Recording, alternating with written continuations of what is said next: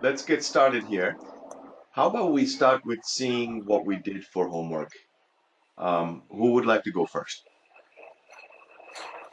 I'm sorry, I don't have my laptop with me. Okay, no problem, So, Stanley. but I send you the screenshot. Maybe. Okay.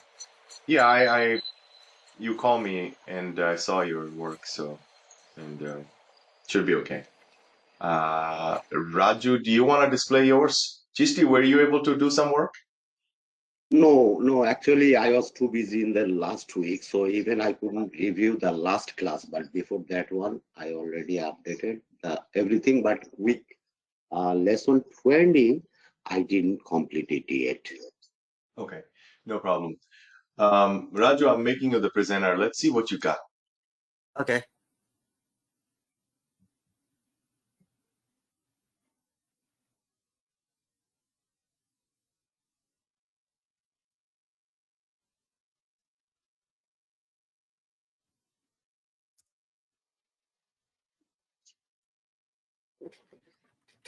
I worked with the scenario 1 only.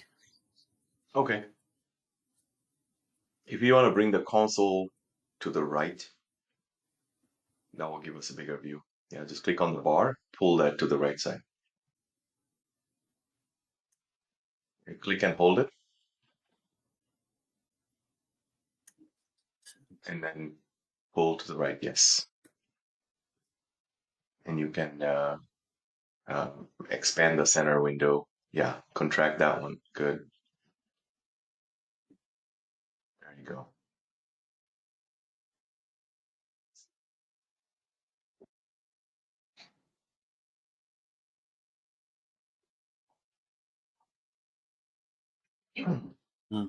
It's a declared driver. Before public void startup system.set property webdriver.com .driver, the driver path, driver equals to new Chrome driver, activated the driver, and driver to get the URL. Next one is to enter the password and the username. And also created the after the driver.quit. And for the at test public void values user should log in and create a thread for 2 seconds. And a login should be the username techfilesdemo at gmail.com and password is abc123. So public void login string, user ID and password, and they were declared later. Driver find element by ID, username, and send key is the user ID, and user ID is declared here.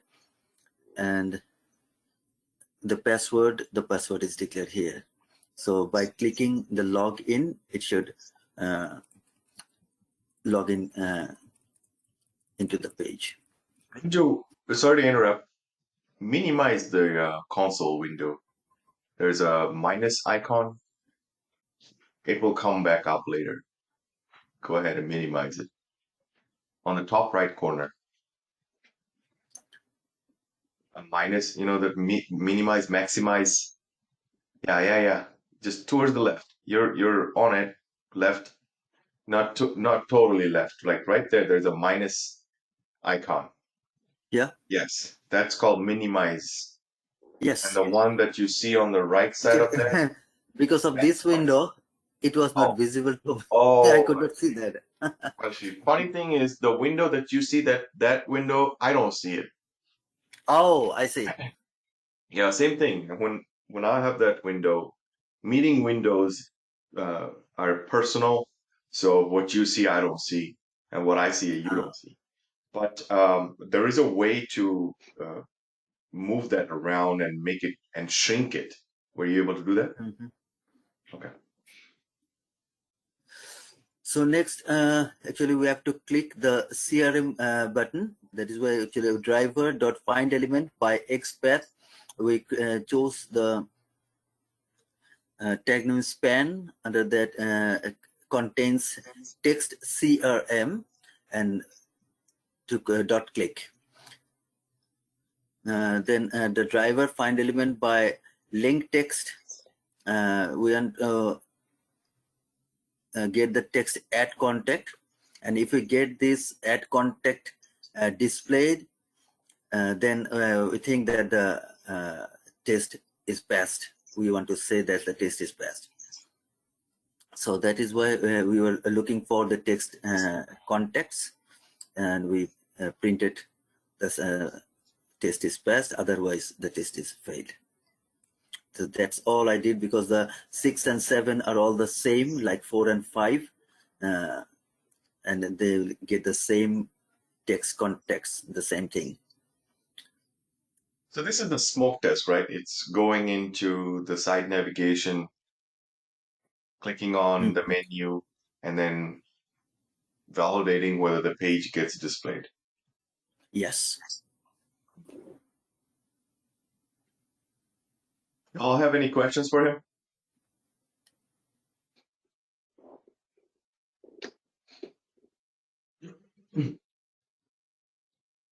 Okay, couple of things I would change in here, but go ahead and run it. Let's see what it does.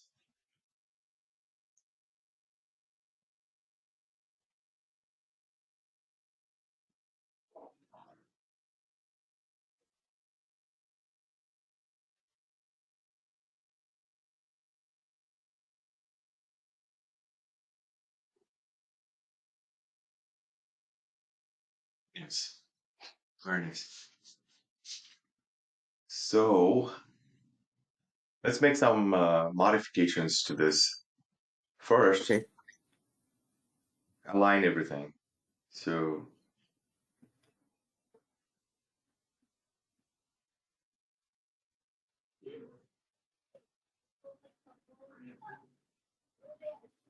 no, you don't need that.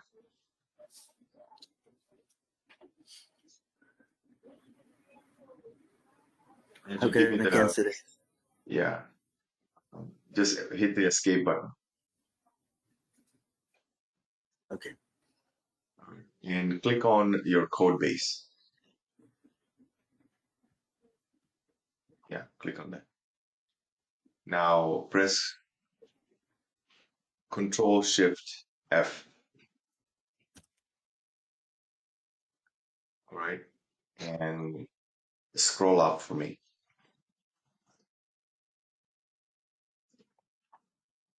Now look at line number 29. So the 29 where you have that add test is where all your work needs to be in. Yes. But on line 34, you have a method called login. Mm-hmm. So the login method should only have code related to login. Can you tell me up to which line you have code related to login?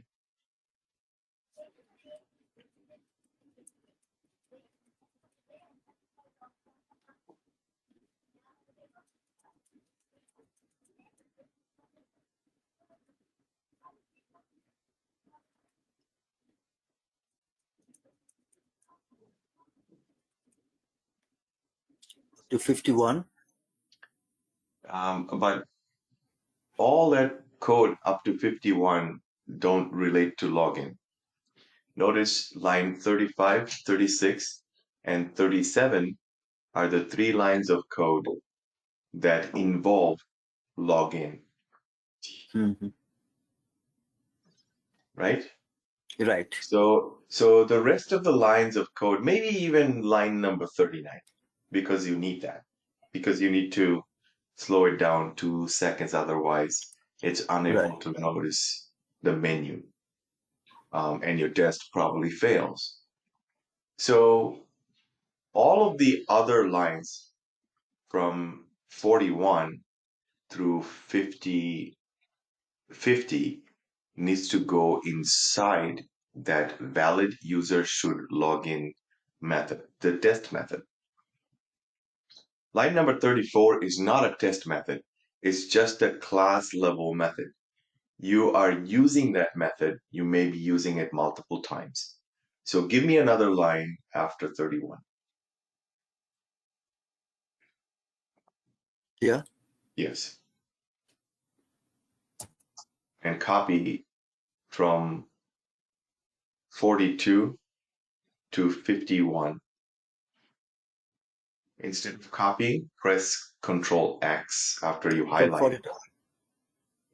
Yes, 42 to 51.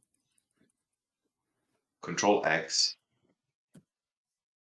and paste it on line 32. Right? And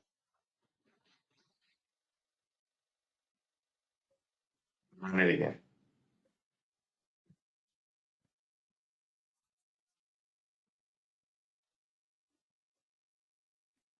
To run it again. Run it again.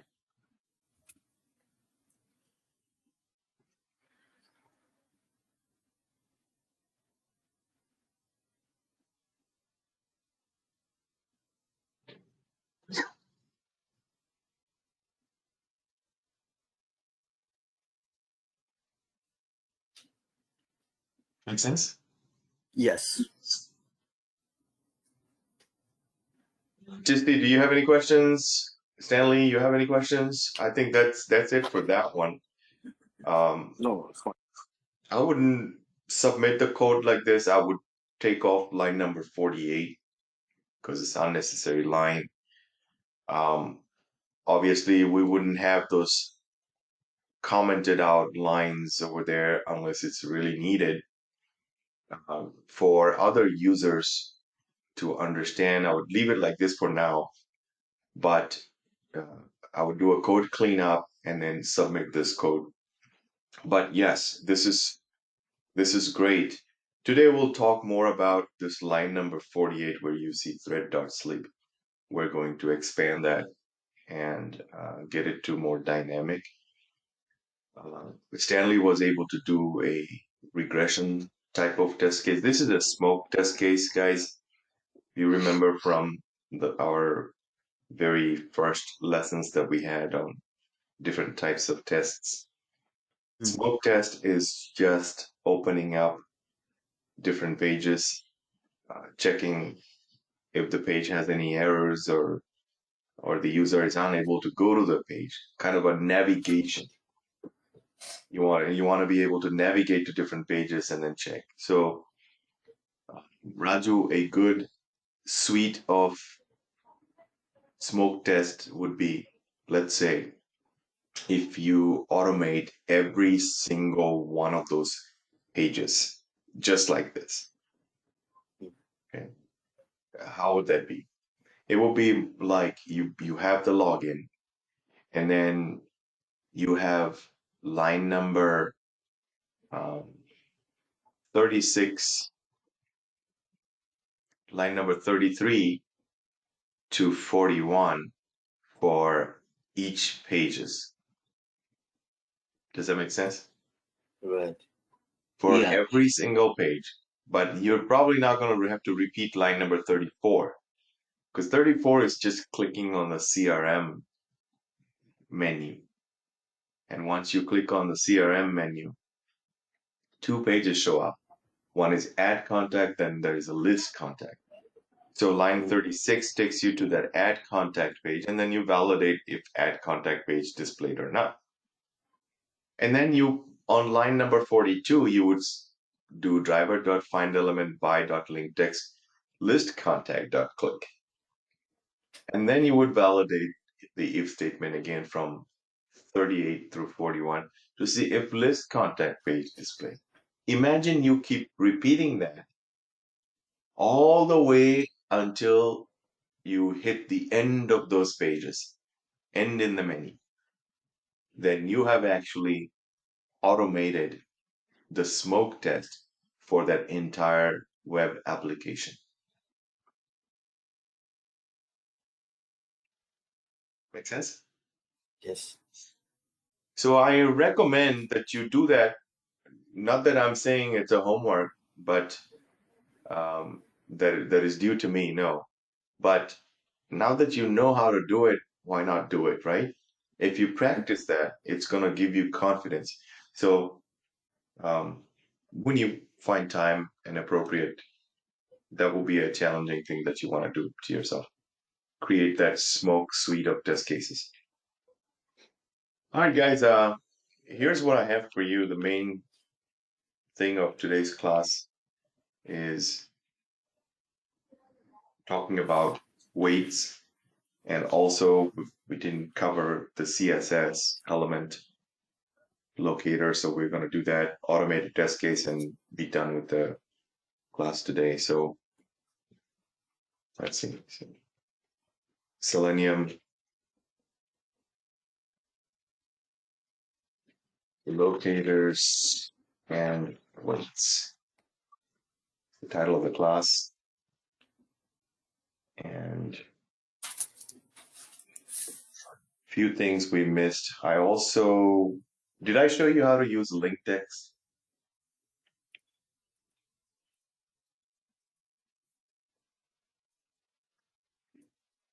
Andrew, did you use link text on your automation? Yes. Okay, so um, do you all have any questions on link text? Yes, I think I don't know that, like how to do the linkers. All right, so I'll use a link text. There's not much to explain, just to show you when I'm automating the test. So I will make sure that I use that element link text and partial link text. We'll cover that. We covered absolute versus relative. So we didn't cover CSS selector. I will show you that. We've done XPath. We're going to talk about weights to really expand on this concept. I will show you today how to get a random number, random data.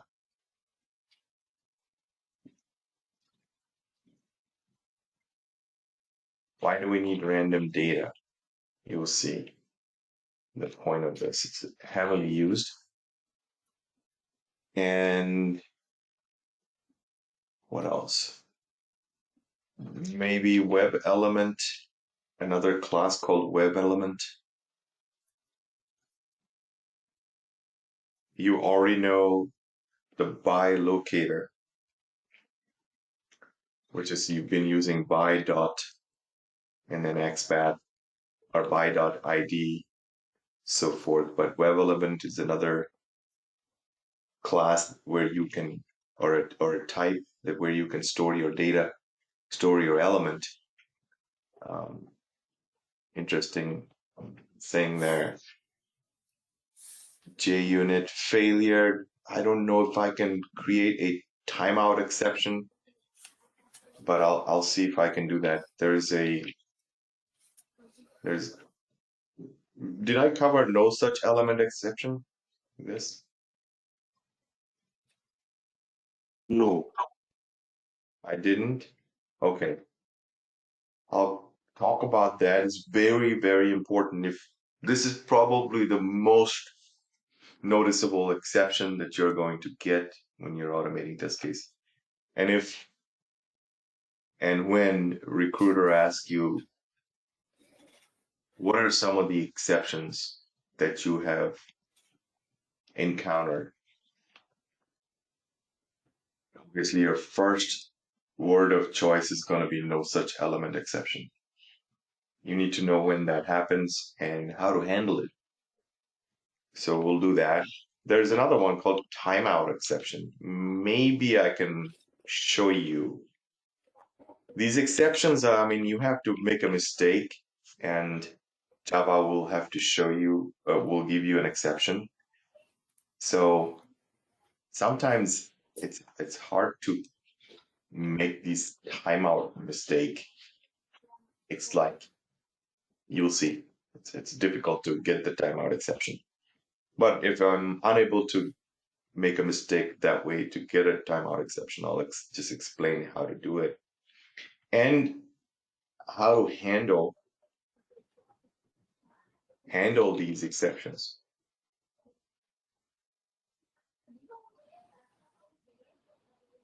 When you have exceptions, your test fails. And Java is going to either say this or something else. But let's say you don't like how Java is going to report to you, or you don't want it to fail for this exception. If you want to block Java from failing, you have to handle these exceptions. And you can do that through try catch. Try catch. Okay. And that was covered in exception handling class, which I didn't do it physically, but ask you guys to watch that video. So it goes over very much detail in that. And I think that's it. If we can cover these 7 things today and then automate a test case for you, we should be good to go. Let's start with the weights, because there's a lot of concept in here.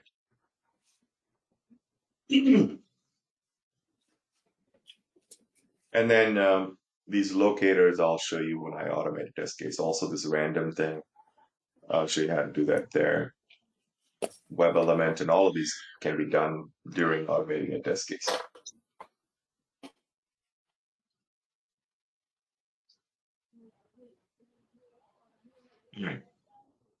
There are 2 types of weights. Initial. Number 1 is static weight.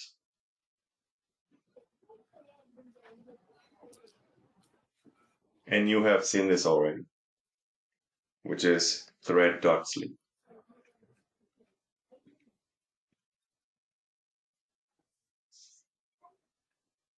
And this thread is nothing but a class name. Inside that class, they have a method called sleep. And that method takes input as time in milliseconds.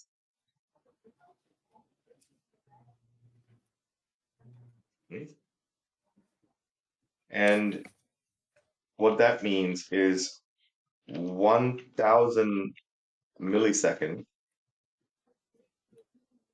is equal to 1 second. It's very precise. So if you wanted to slow it down even like half a second, what would be my millisecond for that? It should be 500.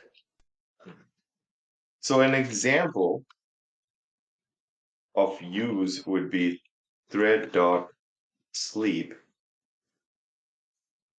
And if I wanted half a second, you would just put 500. And I've seen as small as 200. So sometimes you might need that. You don't need half a second wait. You can use less than that. Can somebody tell me why is it important not to put too much weight? It might distort you from the test, maybe, and it takes comparatively lower time to run the whole things.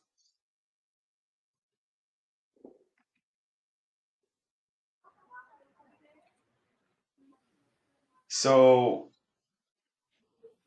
that's correct. Imagine you have 300 test cases and 300 test cases running. Let's say a developer just built something, a button. Sometimes that button is so important to go into production from dev staging there's not much time to wait. So you got executives on your shoulder saying, hey, button is there in the dev environment, we want that in production. And you got 300 test cases. If you run those 300 test cases, depending on how those test cases are built, if each test case takes only a few seconds, you should be able to run all your 300 test cases within an hour. And then make sure that that button didn't break anything else. And then clear that button to move to production environment. If your test cases are not well thought out,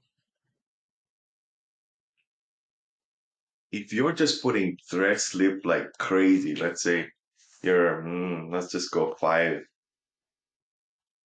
seconds here. In every other step where you see that the test is failing without a sleep because it's so fast, but the website is not fast. Your code is fast, the website is not responding fast. And you don't want to, this is the easiest way to slow it down, and you're taking the easy path. And guess what? Your tests are always good, but it's taken a lot of time. Instead of, let's say, 80 seconds test case, you could have probably done it in 30 seconds. But because you have embedded a lot of these thread sleep, it's taking 80 seconds, and there's like so many test cases with those same issue. Guess what? Now that regression run takes maybe 2 to 3 hours, and your company executives are waiting for you to release that button. And it's not just 1 hour that you want to run your test and clear it. That's the best case scenario. If all your test cases pass, that's 1 hour.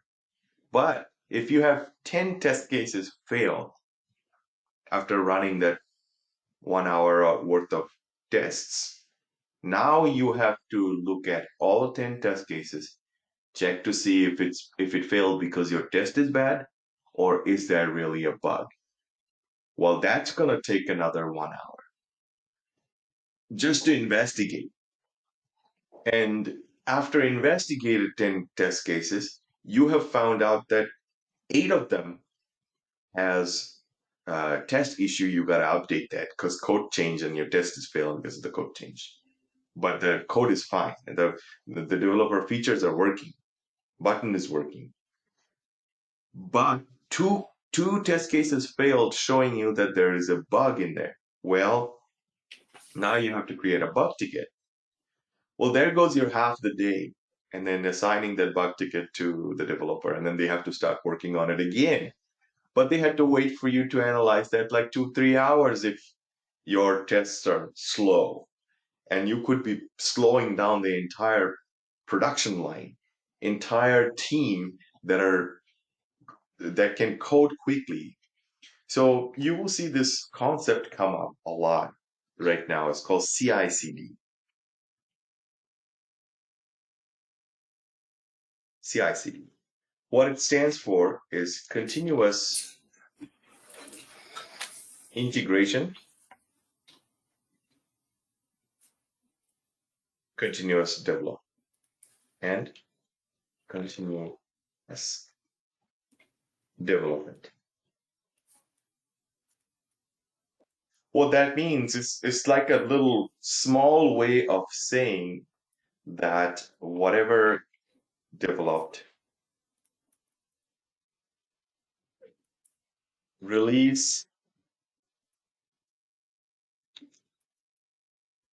or deploy to prod,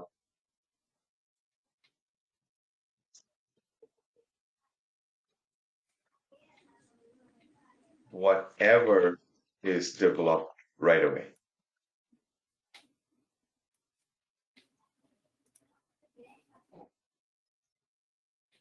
Okay. What does that mean? That means, let's say you have this environment, you have this dev environment where all the developers are coding. There's like many, and there's your application. Soon as this button shows up, it might take half a day for the developer to put a button in there. But you don't have this button in staging or prod. But your executives want this button here in this prod environment.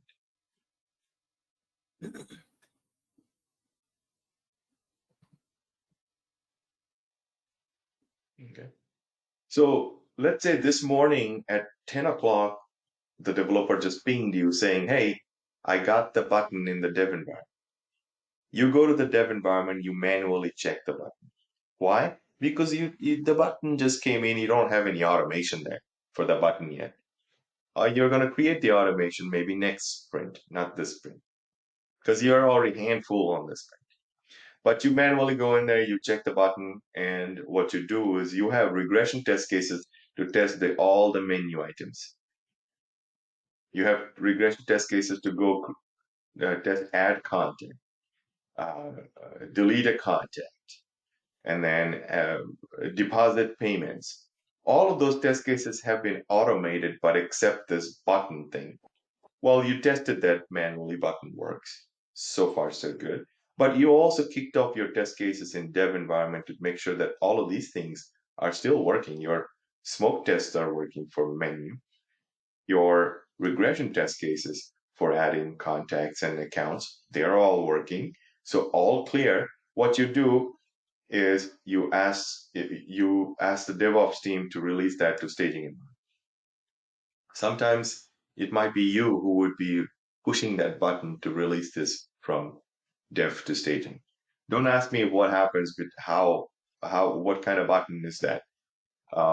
We'll cover that in very last class that we have. But there's a really easy way. Just push a button and it's going to move this code from dev to staging. Now, in the dev environment, you have, let's say, 200 test cases, and that takes you an hour. That's already an hour gone after you tested this. And then you release this to staging environment. Now you have a button in the staging environment. And then you kick off all the test cases here and make sure that they all pass. That takes you another hour. You're all good. If everything is great, then you move it back up, move it to production environment, and you do a little bit of a testing here as well in production environment. So 2 hours right here, 2.5, maybe a half hour right there. If all things are good, 2.5 hours is what your timeline of something that got developed, and then for you to test and move it to production environment. It is very important that you lower this time, because sometimes there is a bug in production and that bug needs to be fixed now. They won't even let you test it. They're like, well, it's losing customer and we're losing money. So you may have to just release it first, release it from dev to staging, whoever fixed it, and then staging to production environment, and then test it later. Why? Because at least it's going to save the customer. It's going to save the money that company is losing.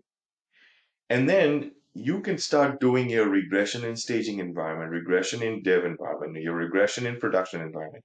And if you find some issue found, like, okay, because this code was good, but it broke this thing right here, which is not a big deal, then you report that back to the developer. They're going to give you another piece of code that might take another 4 hours.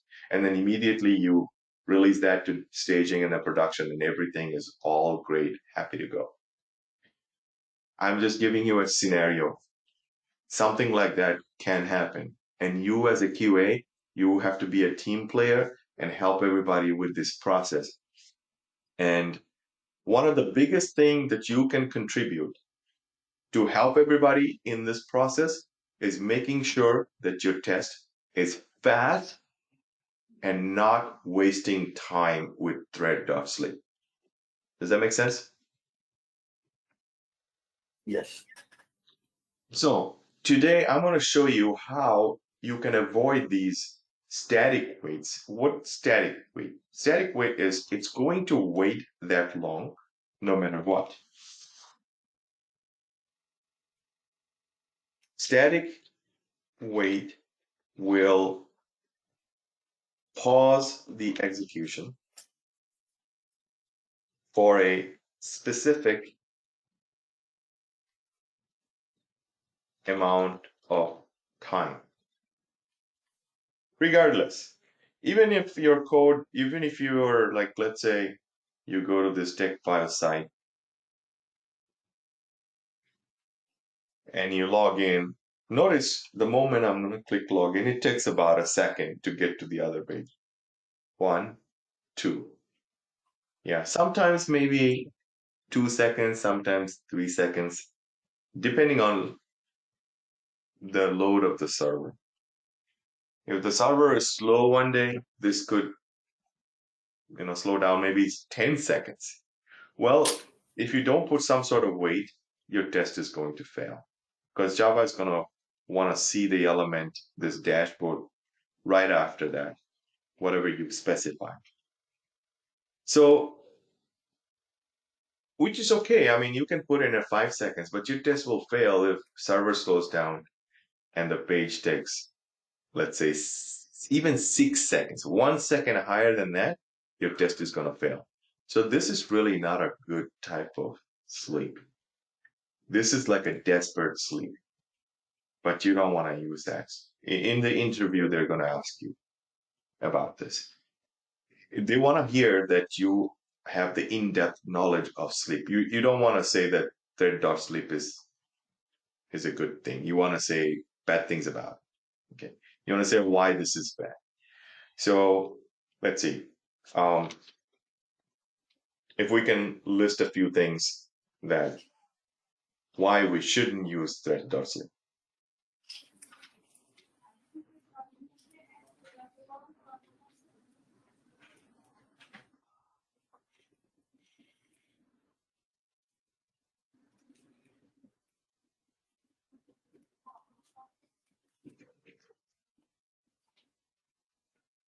Okay. Number one, it is a fixed weight. And you want to elaborate that. You want to explain it in your own words. That it is fixed, it cannot be changed, and sometimes I might not need that 5 seconds. The website might respond in 1 second. Other times, the website might take 10 seconds, and if I have a 5-second wait, then it's going to fail. It's not going to know.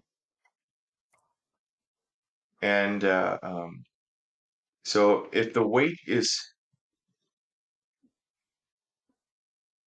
too small, test will fail. And 3, if the wait is too large, then the test is slow.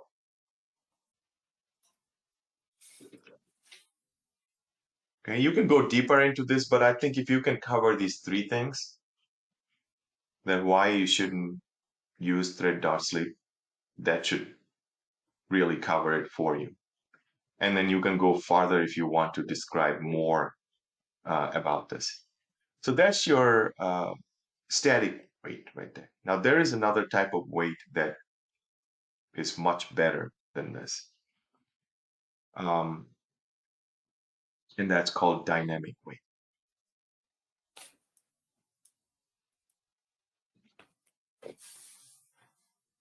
Dynamic weight. Now, inside dynamic, what is dynamic? Dynamic weight is the weight that can change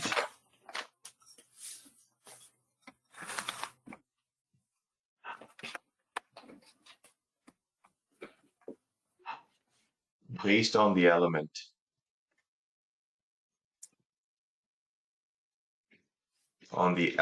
appearance.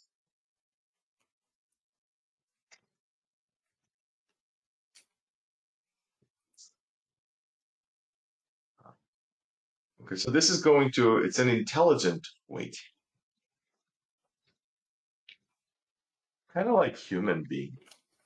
Like imagine if somebody comes in and knocks on your door, and I if you put a static weight of, let's say, 10 seconds, it's like you open the door and you wait 10 seconds, and then you're going to shake the hand. Versus dynamic weight is like, okay, if somebody just ring the bell and right in front of the door, you just, if it takes you 5 seconds to open the door, you open the door in 5 seconds and then you shake the hand. If tomorrow it takes you 1 second to open the door because you're like right there by the door, you will still open the door in 1 second and shake the hand. The element is the guest that is waiting outside the door. So with dynamic weight, you are able to catch the element the moment it arrives. So there are a few things in it that we'll talk about. In dynamic weights, we have something called implicit weight. And dynamic weight is three types. Three types of dynamic weights. You might get these questions in the interview. What are the different types of weights do you use or have you used? Kind of like that. They might ask you. And then you have to kind of elaborate. Go dive in, like you're going to educate somebody. You're going to say there are basically two types of weights. One's called static, and then there's dynamic. And static is what we have this thread dart slip, which is not very wise to use unless you're really desperate for that. But I typically try to use dynamic weight, which there are three types. See how you bring this into like a conversation. You wanna approach your interview that way. So and then you go into saying implicit weight. Implicit is your first one. Implicit weight. Well, this is a weight that is applied. It's a dynamic weight. Let me write it this way. This is a dynamic weight. You already know because it's one of the three types, but it's only provided once. Only written once. You don't have to write it as many times as you need to. It just once and only written once, but applied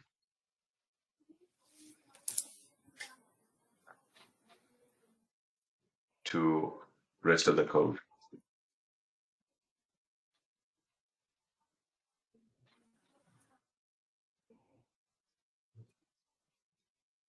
And this weight is not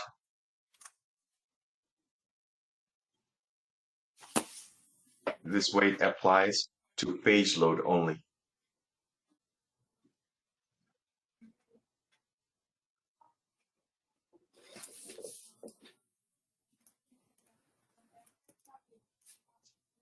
Does not apply to individual elements.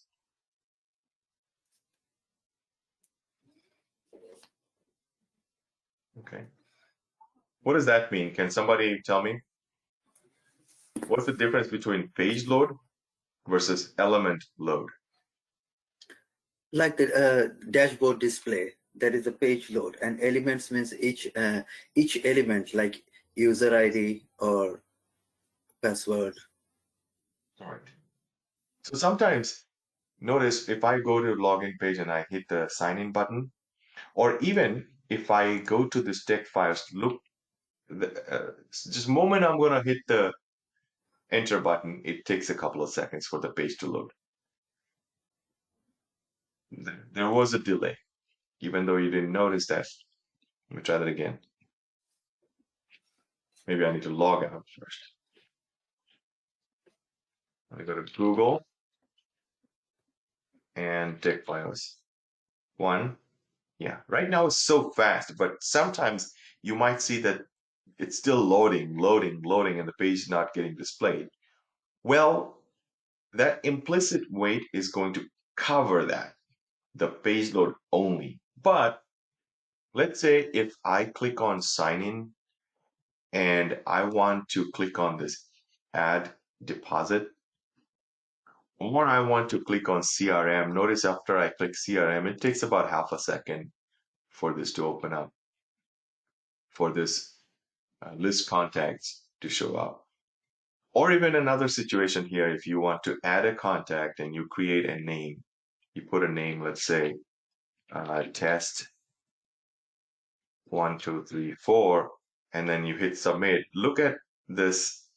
After I hit the submit button, it takes 1, 2, 3 seconds for this element to show up right here. So that implicit wait is not going to work if I'm just waiting. I'm trying to wait for this particular element.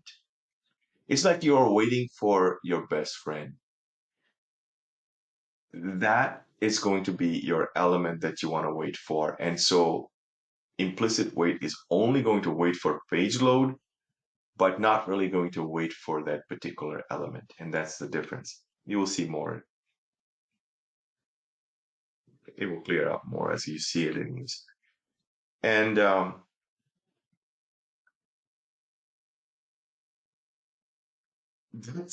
that's pretty much it. The way to write implicit element is actually in your driver.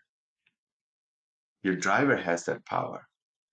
So the syntax goes like this: driver dot, if you do take the manage method, and after manage, if you put a dot, gives you another method called implicitly wait.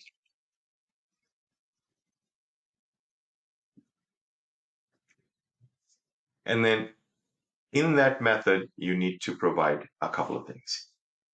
Two things, in fact. One, you want to say how long, and let's say we say the page takes about maximum, and you want to put in a max time. Okay, so over here you want to say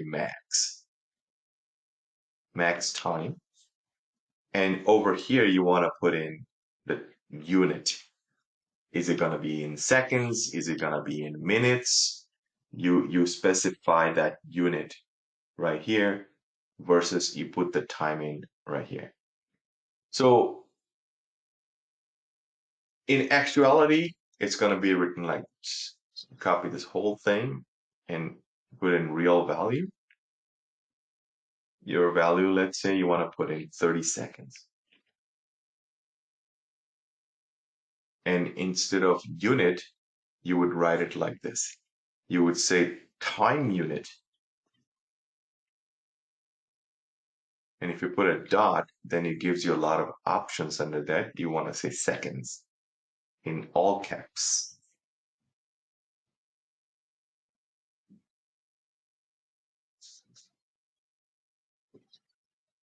Okay. If you write time unit dot minutes, this will become minute, 30 minutes. If you put in hours, this will become hours. But you really don't need more than 60. What I've seen maximum is 60 seconds. Now, if I put 60 seconds, will the website, will my code wait 60 seconds if I'm putting it under the implicit wait?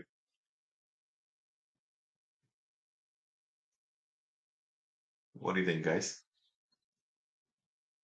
It may or may not. Depending on what? Depending on the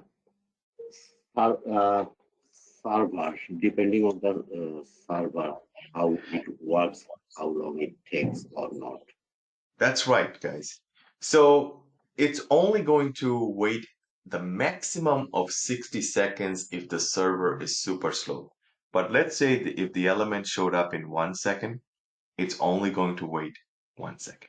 If the website page, I'm sorry, not the element, the website. If the website loaded in 1 second, it's only going to wait there 1 second and not fail your test case. If the website took 30 seconds, it's going to wait that 30 seconds. It's smart just to wait 30 seconds and then move on to your next piece of the code. If the website took 60 seconds, it will wait 60 seconds and then execute your next line of code. If the website took 61 seconds, your test will fail at 60 and then give you a timeout exception. So this will produce, I'll just write it here. If the page does not load within the max time provided, then the test will fail with timeout exception.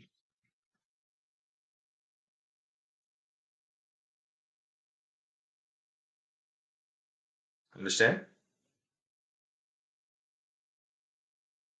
So if they ask you about timeout exception, you want to talk about this with them. Don't memorize it. Learn this thing and act like you're educating the recruiter. Talk about the logistics of this, how things work. So this is your timeout exceptions. This is a way of Java telling you, hey, you put a time for me to wait there. So 60 seconds, but the website took more than 60 and I failed it because of the timing out. I timed it out. You put a timer on me and I timed it out. Understand? Any questions? No, it happens. It happens to my mobile network sometimes if it is not too strong. I'm glad you noticed something Yeah. similar. Let's take 5 minutes break and then we'll talk about the explicit wait and fluent wait, and then we'll go coding and show you in real life how this works.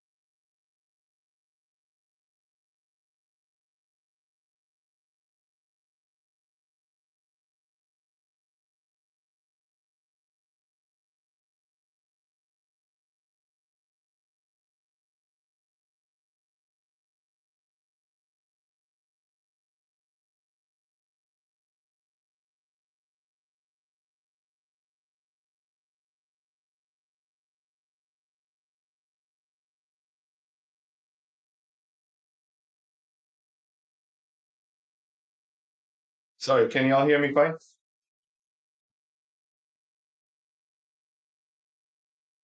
I can hear you. Yes. Yes. Okay, let's get started. The second type is called implicit weight. Sorry, explicit. Explicit weight. This weight is applied to weight for individual elements.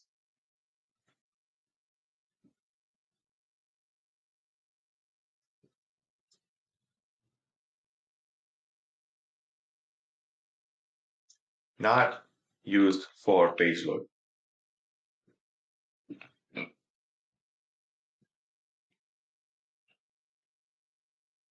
But you can kind of see that this can be used,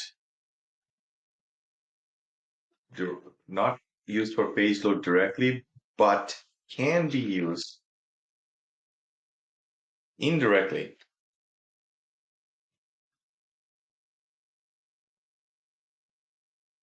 for page load. What does that mean?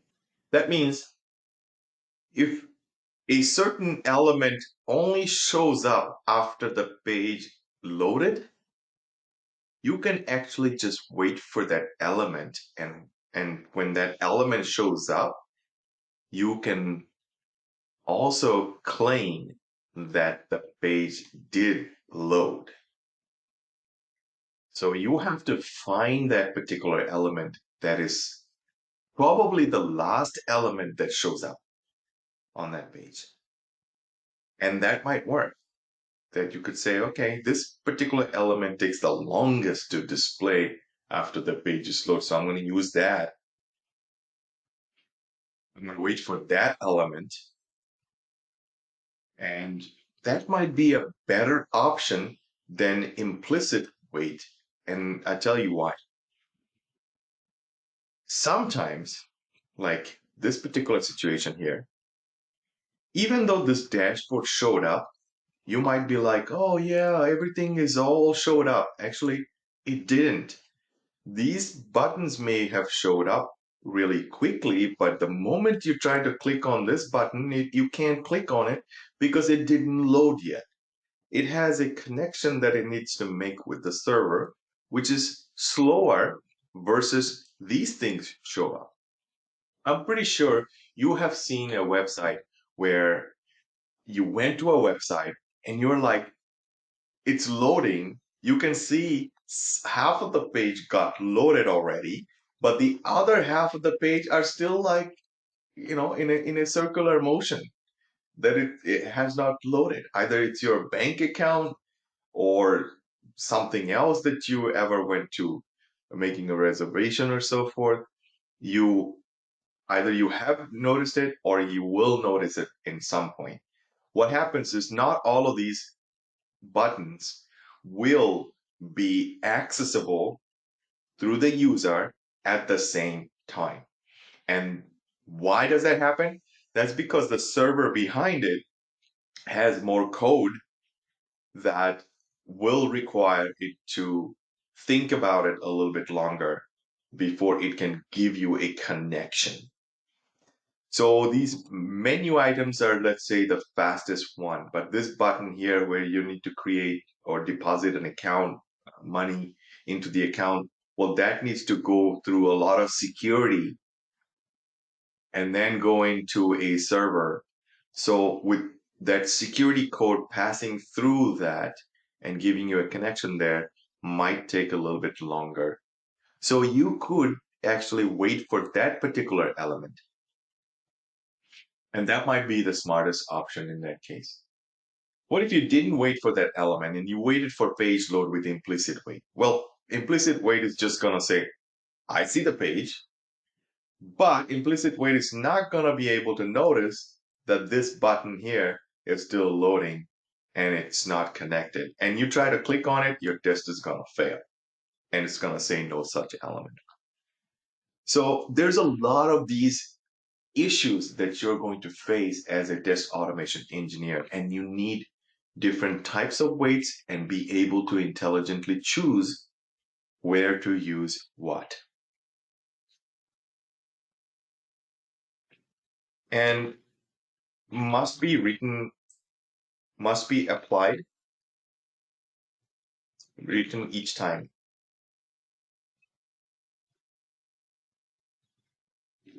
You want to each time for in each element. So every single element you want to wait for, you have to write this code. But it's not very complicated. And you have a max time.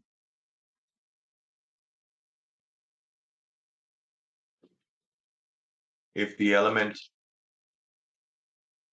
does not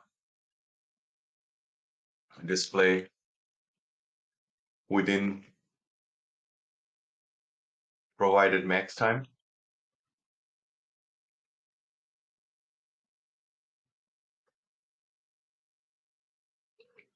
test will fail with timeout exception.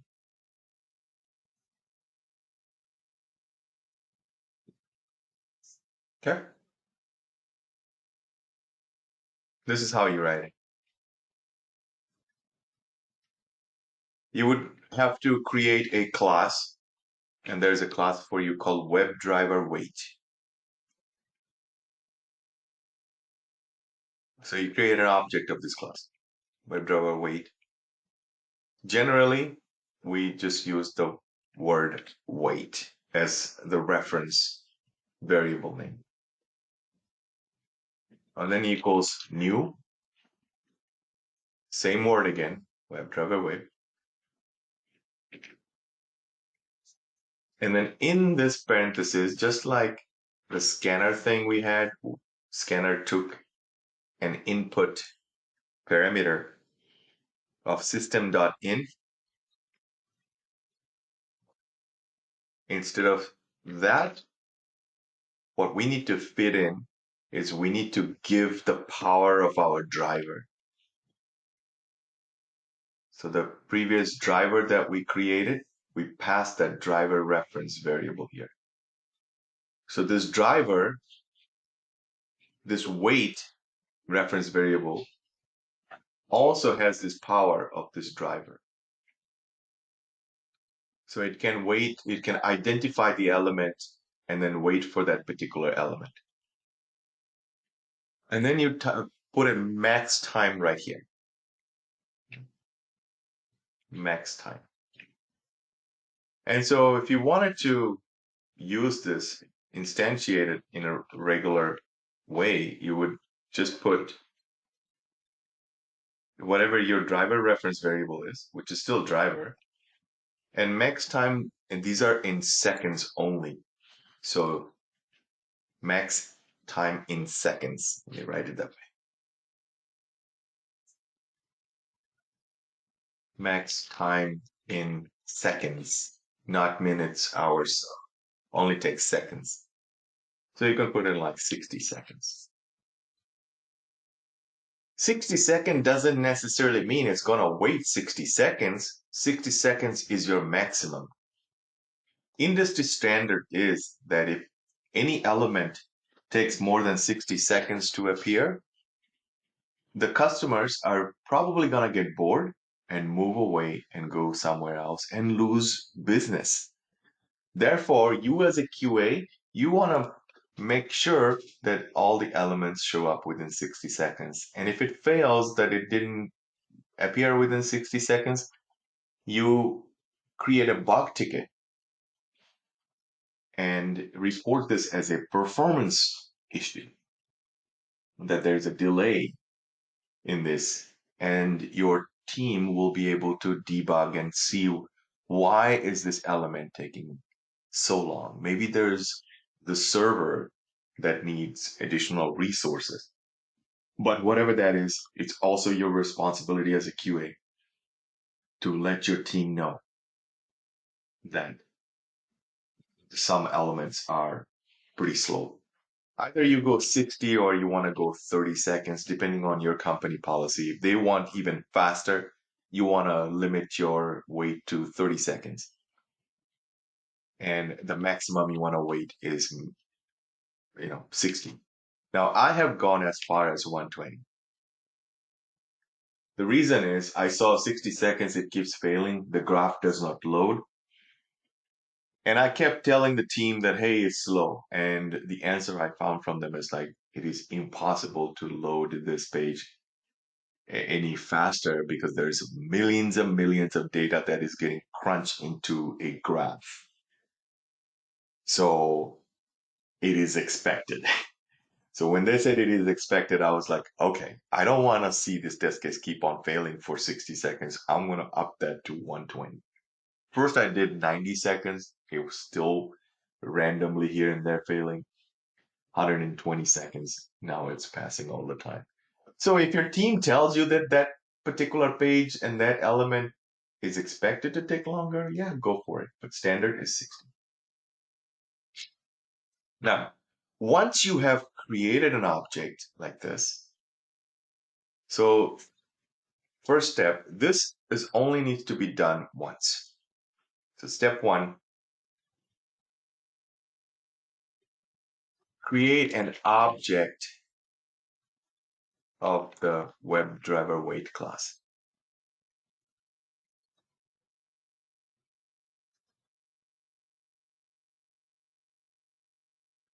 Sometimes you will hear, in short, they might say create a WebDriver wait object, which means the same thing. So I'll write it like that.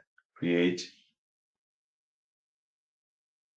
a WebDriver wait object, which means the same thing. You've been creating scanner object. And this part only needs to be done once. Written once.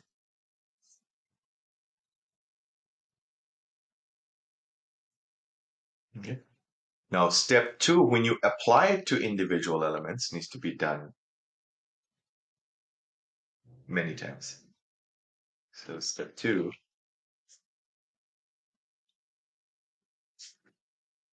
apply weight to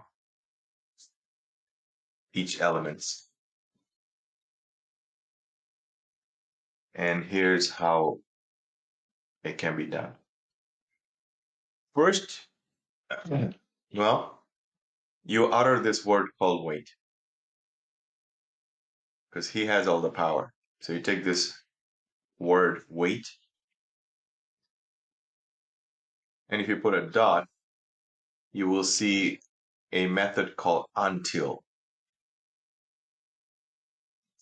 And inside that method, you have to type in another class called expected conditions.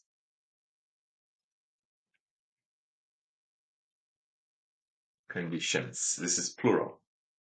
And if you put a dot, that's going to give you a huge list of conditions that you can choose from. Okay.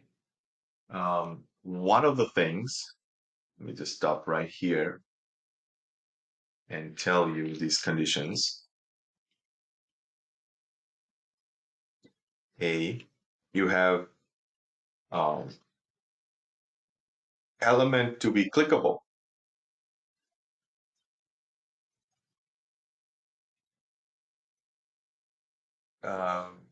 Wait, the most obvious one is called visibility of element located. Visibility of element located. And then that is a method that takes your element locator, the web element by.xpath. That's what you would put in right here. So I would just say locator. Element locator. You have to sandwich that kind of tricky, but I'll show you how to do that. And that's where your by.xpath or whatever other options that you have is going to go in there. Now, this visibility of element located is like if the element is visible through human eye, then it's going to be waiting for that. But you may have seen where a button is visible, but if you click on it, it doesn't work. You're like, you have to keep on clicking on it like 5 times, and then fifth time it worked. What does that mean? That means just because the button is visible doesn't necessarily mean it established a connection between the server for it to be functional. It's kind of like this. You just woke up, your alarm clock rang, you just woke up from, you didn't get up from bed. Your eyes just open in the bed. That doesn't mean if your wife comes in and says, honey, can you bring me a glass of water? You're like, you don't even know what she's talking about because your eyes just open, your legs and hands are still paralyzed. You can't even feel them. It's going to take you another maybe 10 seconds to kind of shake yourself up and then even understand what's going on around you. So this button is kind of like the same. Even though the button is visible, the eyes open, the button is still paralyzed. So sometimes you might just need it to say, okay, I can see it, I'm good enough. But let's say if you want to really click on this button, that means your wife is going to tell you, go get a glass of water. Well, she has to wait 10 seconds, 10 more seconds for this button to be clickable, or at least, you can feel your arms and hands and stuff like that. So that's where this thing come in. It's called element to be clickable.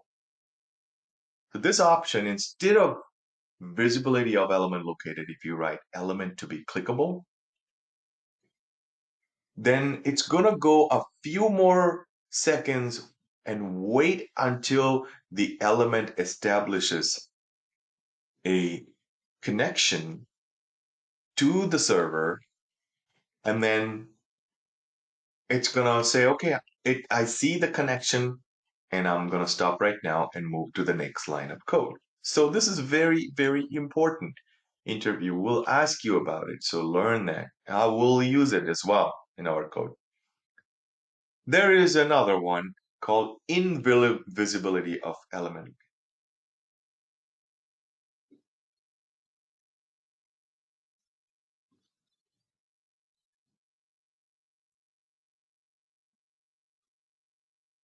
And this is where you want to wait for something to disappear, for element to disappear. Can you think of a situation where you might need to wait for an element to disappear?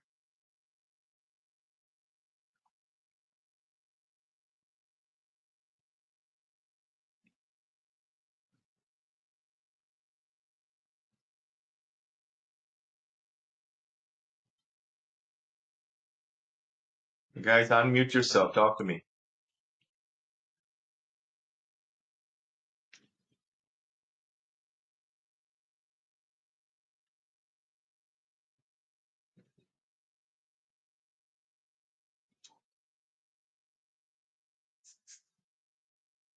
You guys there, or am I Yeah. talking to the wall?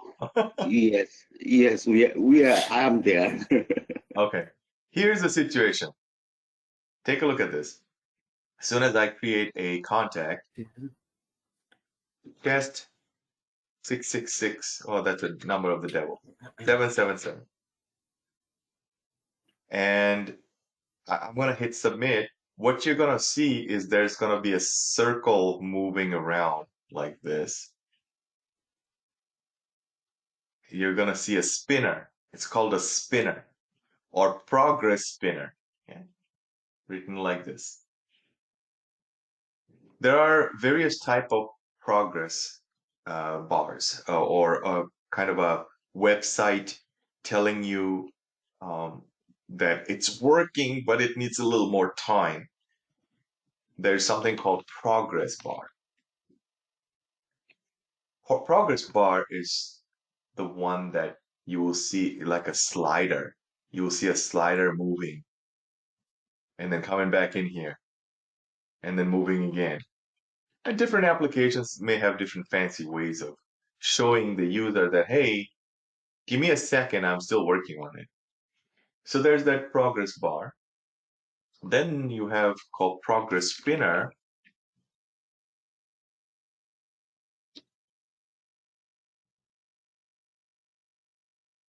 And there's another one called skeleton loader.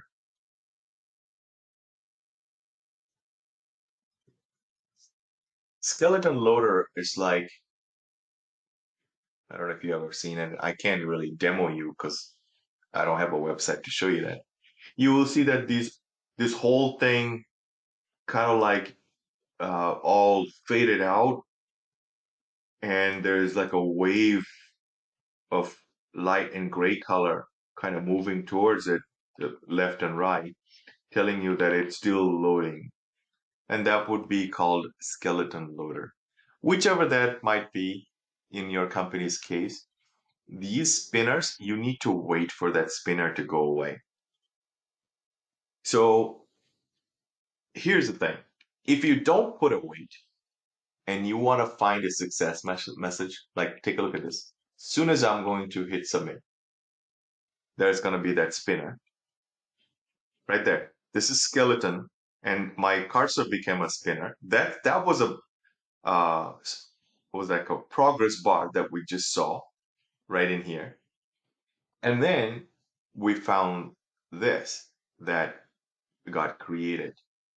I didn't see an account created successfully, but let's say if you have your Java code to get this from this page to validate,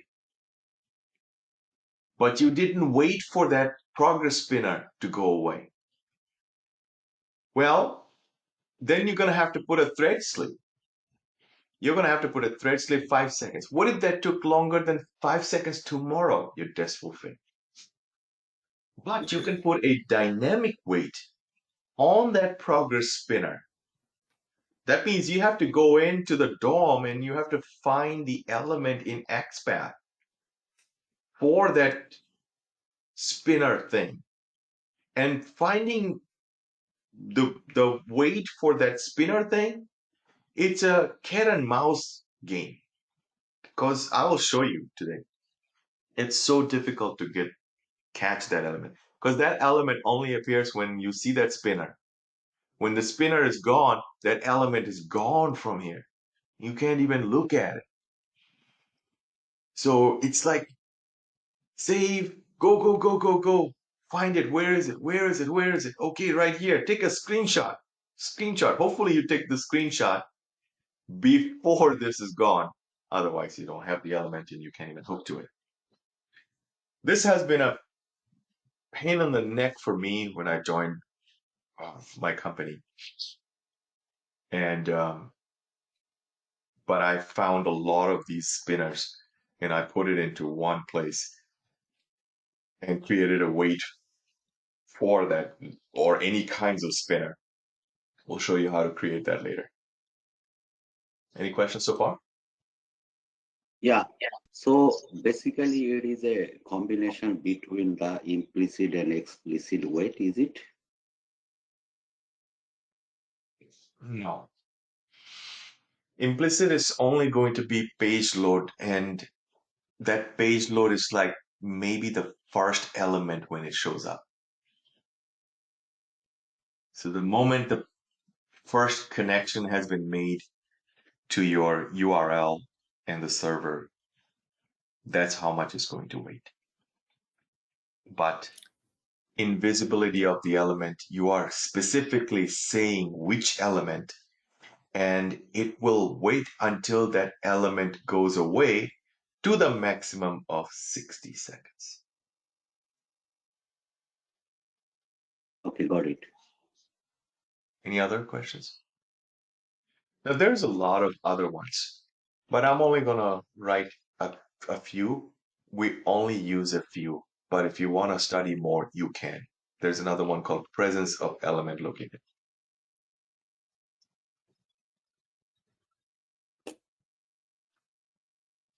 I don't really know what the difference is on this. And then visibility, yeah, that's all I'm going to say right here. But you'll see there's like a tall list of a lot of things. But the visibility, element to be clickable, and invisibility of element located are the three things that I've seen now in our company framework. Okay. Now, the moment you write this whole line of code and you put in that element that you found, if that's a spinner element, you put the spinner element right here.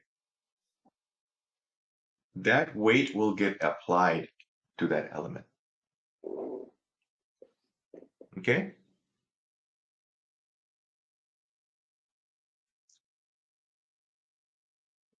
And you would have to do this every time for every single element. That's all for explicit weight. Any questions?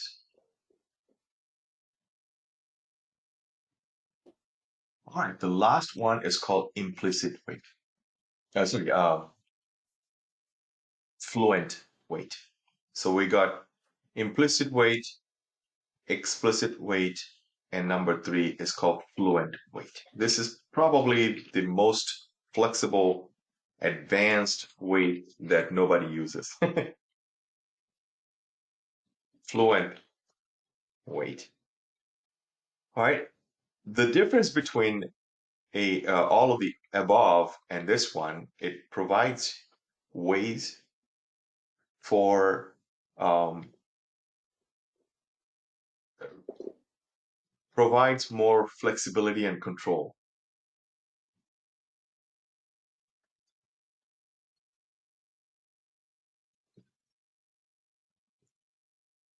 And control.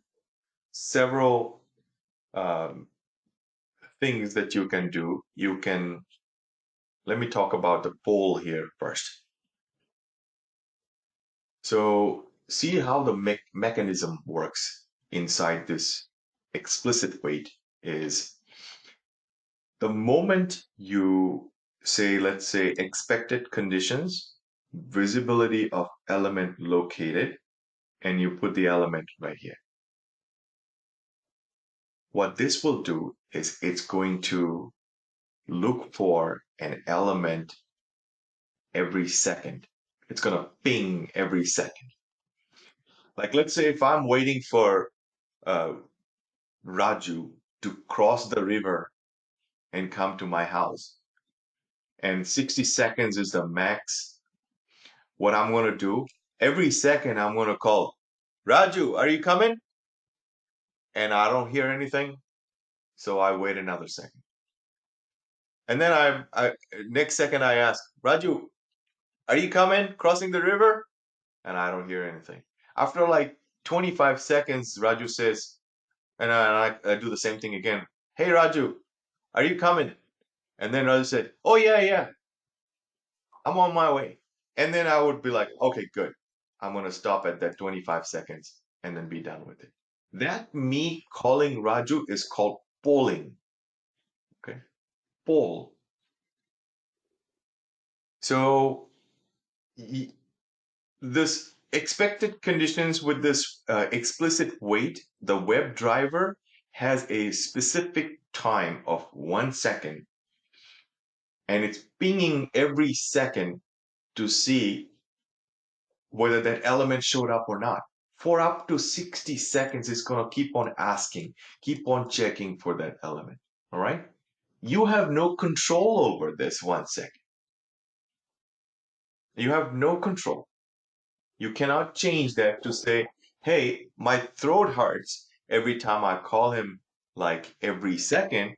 Why don't I do this? Why don't I not call him every 1 second? Maybe every 5 seconds I call, hey, Raju, are you there? I don't hear anything. And then wait 5 seconds. And then ask him again. Call him again. Are you there? And then he says yes. So that was my 5 second first time, no answer. And then another 5 seconds. Then he answers a total of 10 seconds. And then I waited 10 seconds and I move on to the next line of code. That control is provided through this fluent wait. So if you get an interview question, that's what you need to explain. Why? What is the difference between a fluent?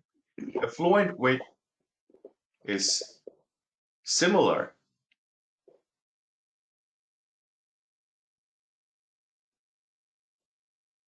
similar to explicit wait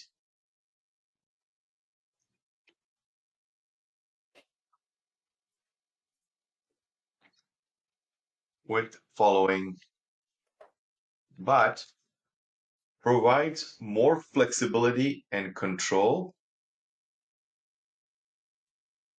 to control polling.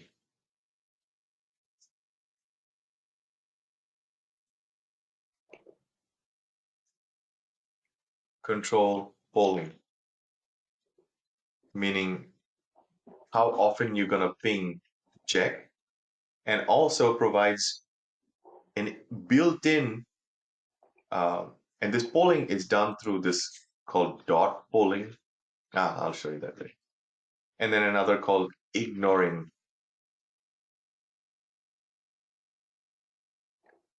exceptions, certain exceptions.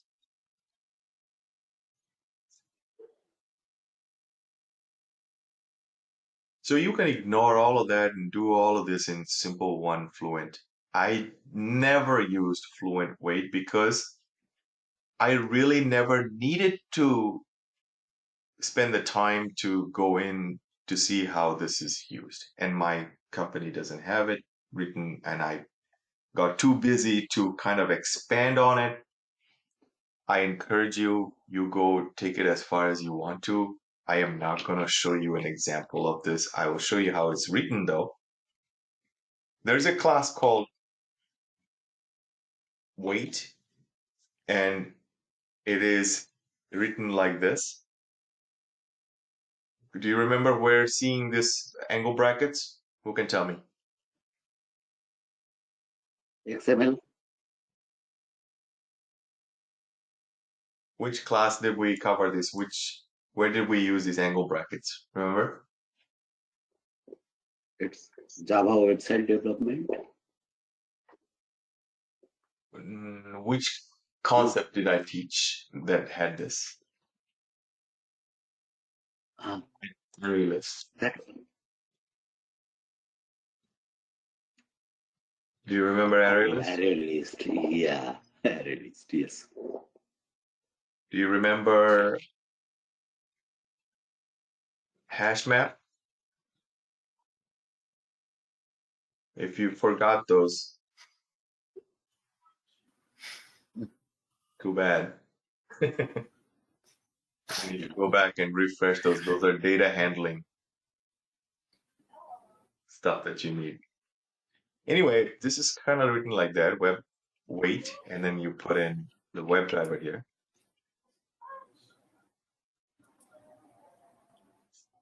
And you give it a name, let's say fluent wait. This is your given name.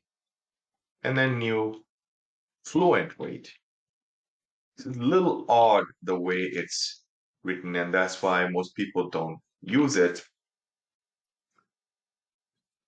People just get lazy, and I thought it was just me, but looked like we never really implemented this. Now you have this fluent wait. With this, you're passing in the driver to this fluent wait class.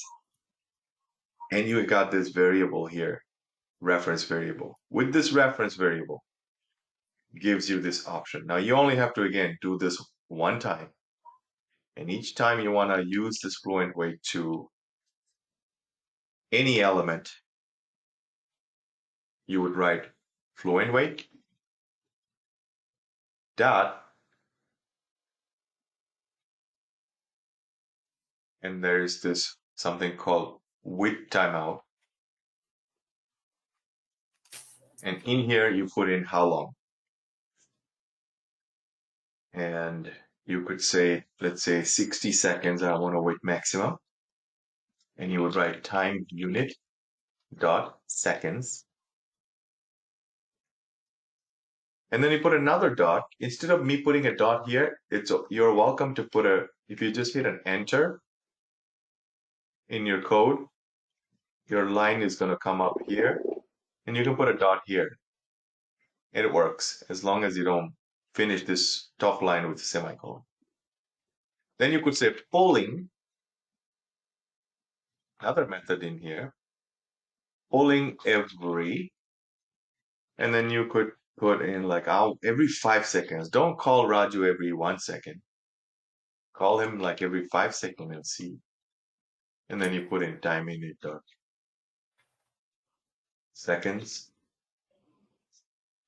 And then another option is like, okay, you waited 60 seconds, but Raju didn't respond.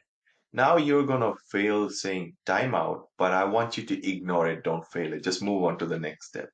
Then you could say ignoring,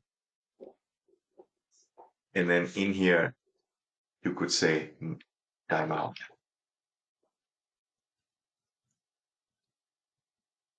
Or no such element exception, whichever one. Timeout exception, and over here you have to put dot class. You're saying that entire timeout thing, just go ahead and ignore, and then semicolon to close. Okay.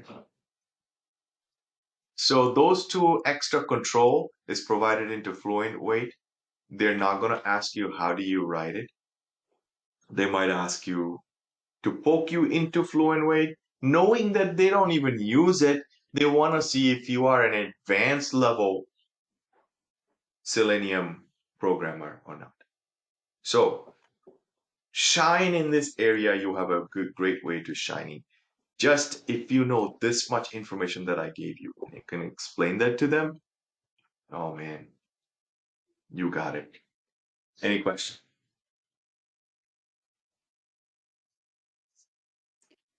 No, but need to remember all the things. So do you have any key to remember it very shortcut way? So what I would do is flashcards. I would create a flashcard of Fluent, and I would write this much information. I would create a flashcard of explicit wait. Okay, and I would, here's what I would do. I would have a wall.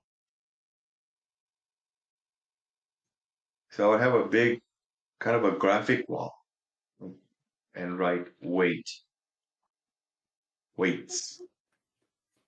And that would be like a little post-it note or something, maybe one card, big weights. And in that wall, right underneath that, I would put like static wait. I would put dynamic. And under the dynamic, I would put this flashcard right here. I created this flashcard of Fluent Wait. I would put that over here. This is for Fluent. This is for explicit flashcard. And this one for implicit flashcard.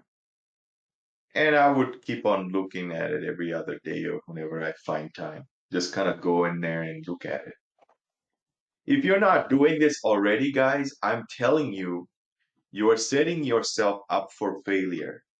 If you think you get this stuff because Stein is explaining so easily, that's not good enough. Because I'm trying to teach you stuff that you would be taking 4 years in university and 4 years of work experience to 8 years of total time. You're trying to convey that to the recruiter. It's not going to come to you just by thinking, oh, I get this because he explains it so well. Well, that's not good enough because you won't be able to explain it to them with that much understanding. So you need to do this extra extra work of creating these visuals, getting yourself talking about it.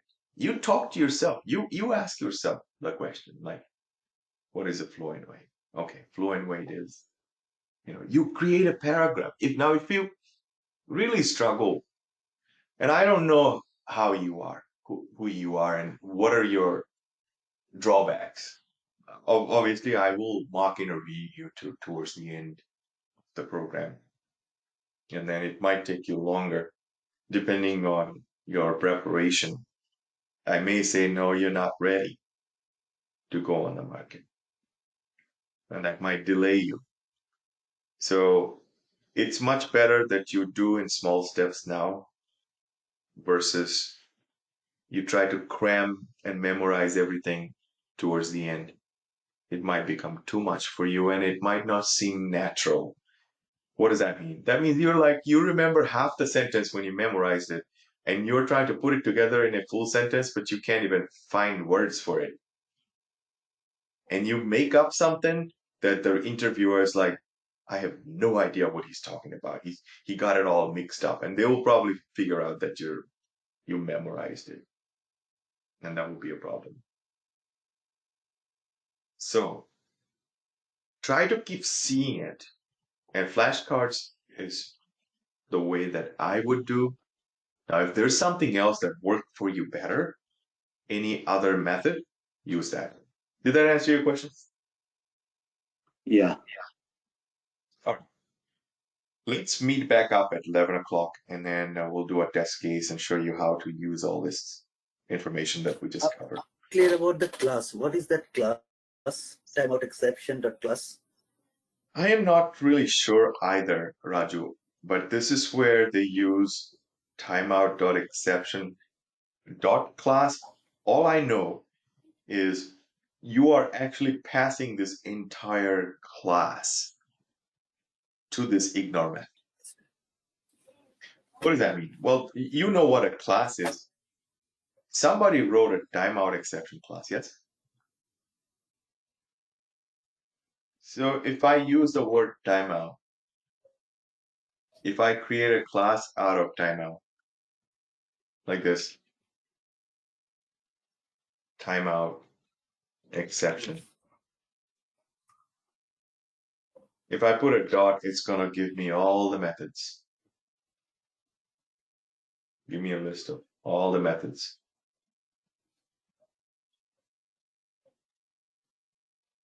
Now we are passing this timeout exception entire class, meaning all the methods. So what we're saying is this timeout exception can fail for here's one reason, here's one reason, here's one reason, here's one reason, whatever the guy wrote the timeout class for. But you putting a dot class, you're saying, hey, I don't really care. I want you to take all of these methods that are inside this timeout exception class and give it to this ignore method. And this ignore method will ignore every single one of these and say, okay, you failed for this reason. Okay, we're not going to accept that failure. You failed it for this reason. We're not going to fail it for that reason. Did that answer somewhat? Yeah. You're not going to be using this. I can tell you you won't be using it. You won't even need it because just that 1 second and the timeout exception. The problem with this ignoring, if it ignores, you don't have a way to say why it ignore. Meaning uh,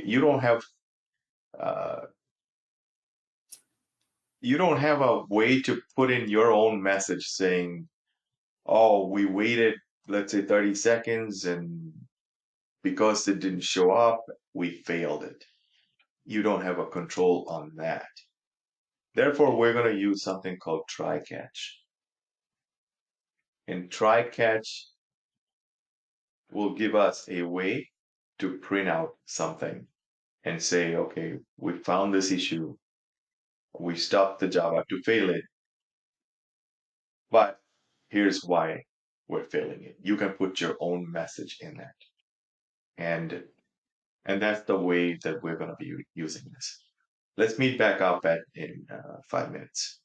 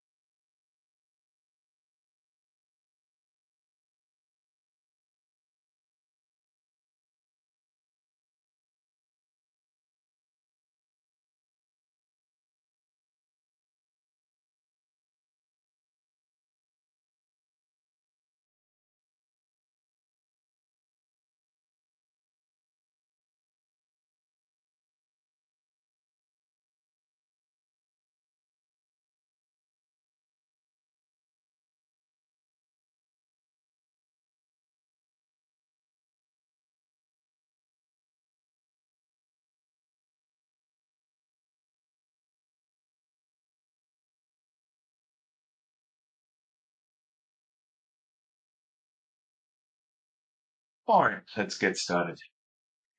So what we're going to do is we're going to go in here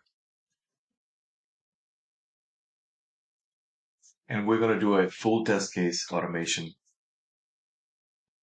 And let's take a look at this feature called add and delete a contact. It is important that when you add a contact that you also delete that contact so you don't keep piling up a lot of these users here that you see. If you keep on creating contact and you never delete it, this might get overloaded and your company resources are getting wasted. It could even crash. So the best test case would be to add a contact and then also delete a contact after you're done. So after logging in, there's several ways you can go in and add contact. You can go to this add contact page and then fill this form and then hit submit and then do that. Or you could come to list contact page and click on add contact.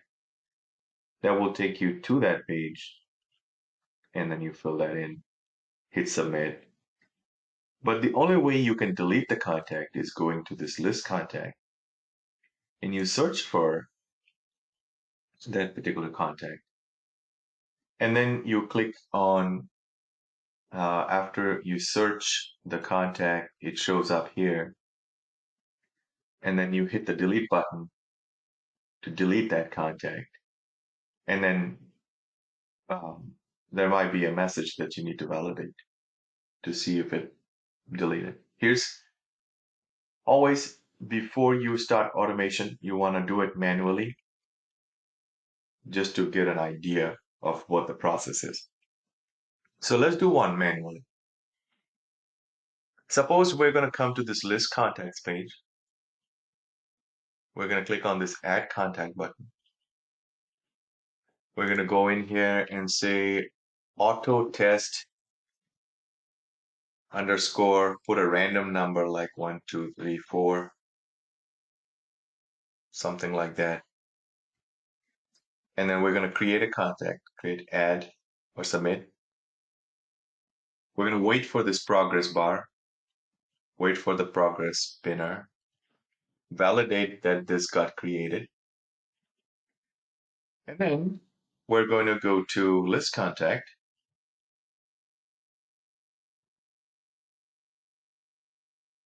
We're going to paste this name, hit a search button, and make sure that we see this customer that we just created or contact that we created. So that will be another validation. And then our next action is going to be, we're going to click on this delete button. And if we do click on that delete button, it's going to say, are you sure? We're going to click OK button in this pop-up. And then we're going to validate that this contact deleted successfully showed up. The other thing you can do, one more step you can go beyond, is you can type in that name again in this box. Hit the search button and validate that when you hit the search button that this comes in empty, that there is nothing there. But if you search and let's say one day it still shows up even after deleting, you want to fail your test and let the developers know that there is a bug. This could be a bug. Any question about this test case that we're about to do?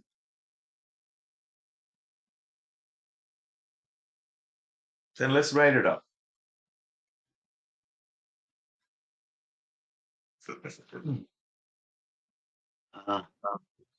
So in your chat, the last line, timeout exception or exception, which should be? This one?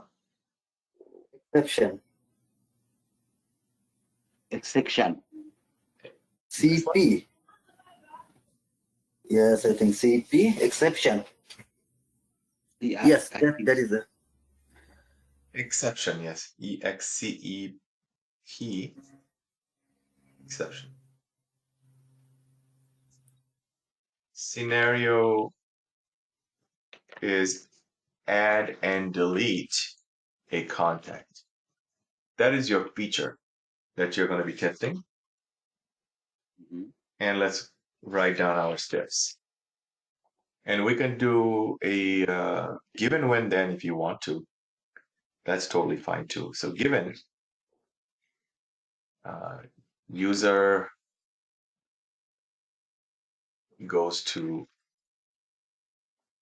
goes to take file site.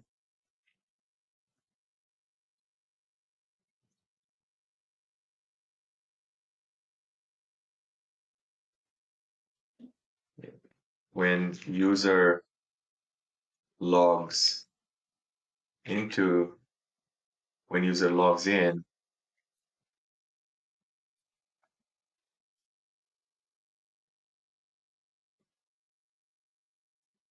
and it's kind of like a story based on what this is going to happen. When user logs in, you can put a validation here. Then, um, yeah, we've done validation here, so we're gonna skip the validation for this dashboard page display. We'll validate it down here. When user logs in and goes to, and you have to click on CRM list contacts page. So we could say goes to CRM list contacts page.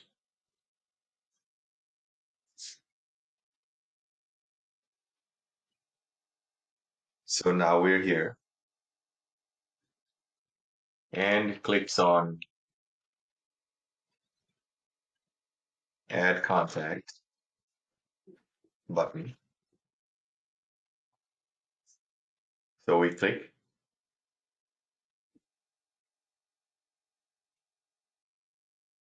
1 second.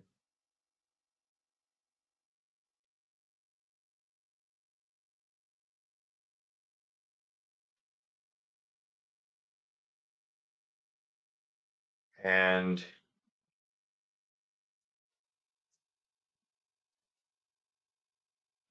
fill then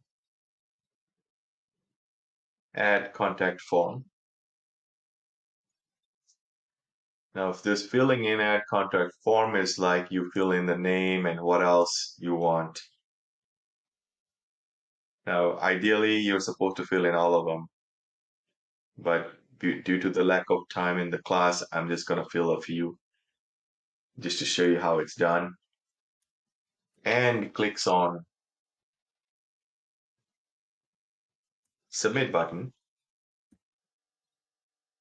which is this.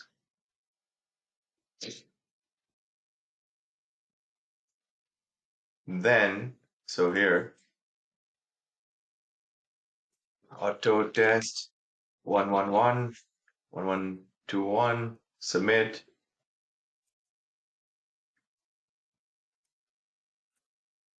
Then we're gonna say auto test or new contact should be created. So there's your validation. How you want to validate, that's up to you. We're just gonna get text from here and then make sure it matches the name that we provide. We're gonna go another validation. We're gonna go to this list contact space. So we're gonna say when user goes to list contact page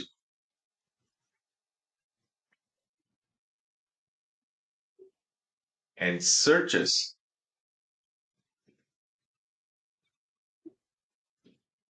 for new contact, which was auto test 1121. Now you can break this down like this. You could say when user goes to list contacts page and and enters new contact into search box, search field,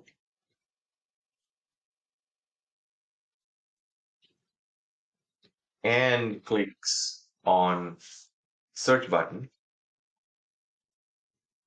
and you can put a validation here then. So after you do that and hit the search button, then the created contact should display. So there's your validation. Next action, we delete it. When user deletes the contact or user clicks on the delete button,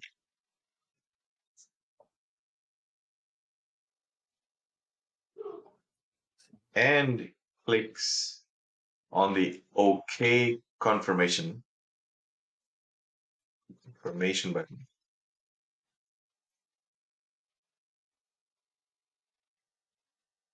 then deleted successfully message should display. Then deleted successfully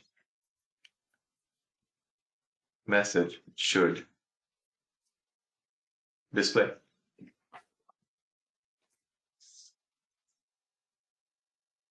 With me so far? Yeah, Any question? cool. Is that a good test case? Yeah, it is. It's interesting, but And also you are not leaving any footprint, meaning you go in, you walked into the house and you walked through various rooms and you wanted to test out the frying pan, you fried an egg, but you washed that pan, cleaned it up, put it back where it was, and then you came back out. And every time you do that, your test case runs. It doesn't really, it creates a customer, it deletes the customer, and then it could come out. Okay. Again, one other step you could do, which I always do, but I may not have enough time to do that, is I would type that in the search field again, auto test 1121, and then hit the search button. And then I want to make sure that element is no longer found here from the database, doesn't come up. And if I were to write that, I would still write it like this. When user searches for that customer again, then the customer should not display. This is like a negative test for that same positive test that we just because the message getting displayed over here saying deleted successfully doesn't necessarily mean it deleted. You can confirm it got deleted by searching the database here. If you search here, this goes into the server, looks for that customer, and if it's found, displayed right here. If it's not displayed, it doesn't exist. Make sense? Mm-hmm. Let's do the coding. Let's code it now. Okay. So I am gonna open up Eclipse. And I'm going to go into this scenario. I'll take that as my guide. Post it to the chat too, so that we can paste it in Eclipse too. What was that? Can you please post it to the chat box so we can also copy it and put it in the Eclipse. Absolutely. Absolutely. I got a form file error here. Why is that? I was going to use the same.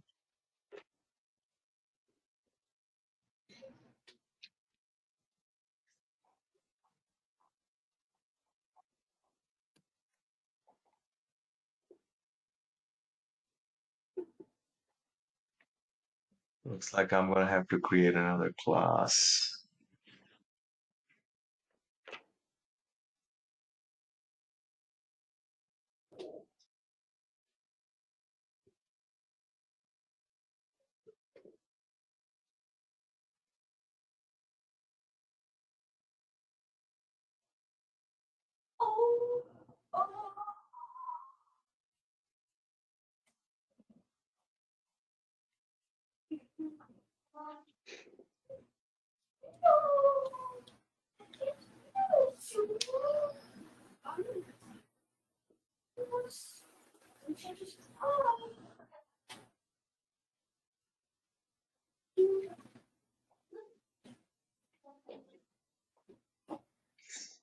I'm getting a build success, but something wrong in this.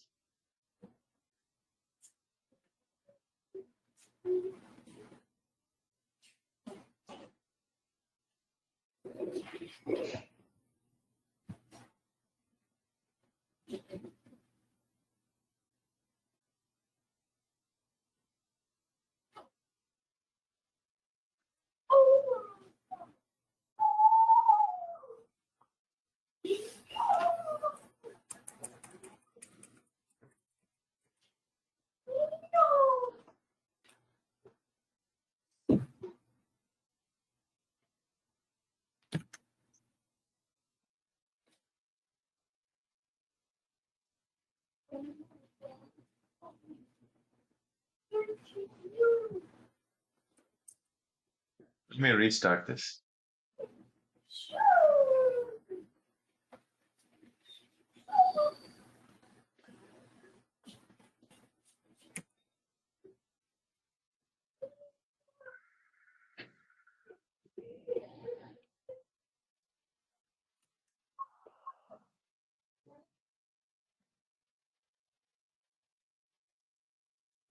You can't see the issue. I don't know. I don't want to waste your time. I'm going to create another project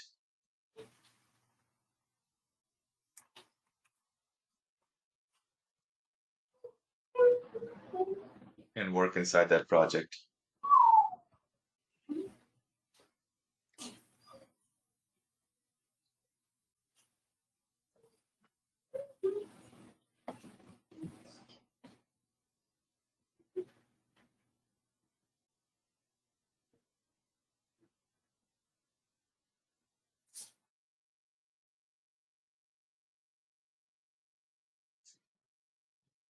So you are using 1.4 Maven. Yes. So let's give this a call. Various weights. We're just going to call it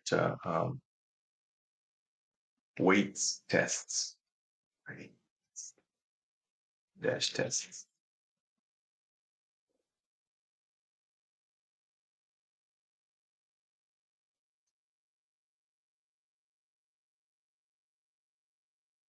There it is. Delete that.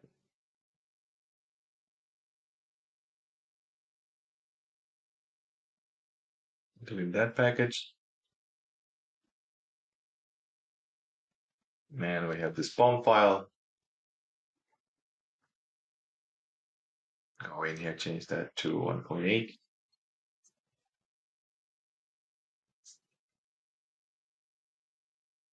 And then add a few dependencies here that can be found in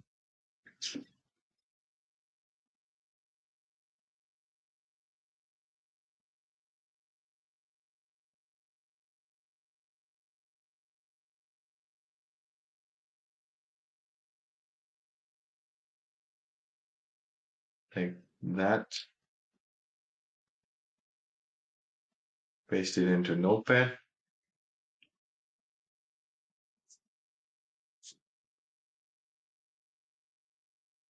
Copy.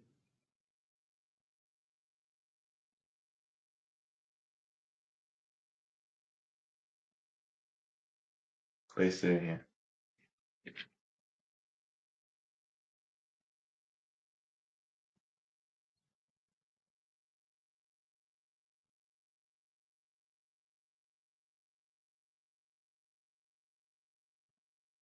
I'm just cleaning it up.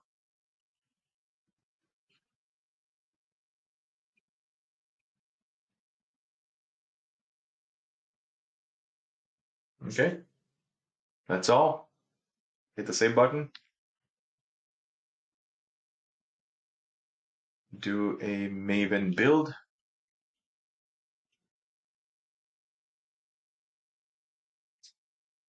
Clean install.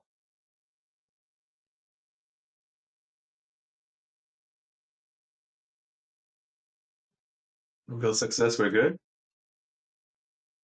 Put a WebDriver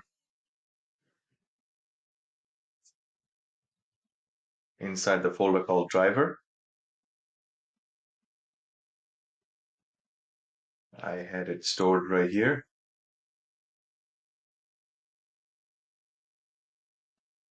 Take that, put it right there. It says copy. Okay. All right. We're there. Don't need that anymore. Going in here, I'm going to create a class. Sorry, a package first. Call it test package. And inside test package, I'm going to copy this code from here. We already done this, so I don't want you to, don't want to explain this whole thing again. You can, in fact, copy that entire class and paste it in here.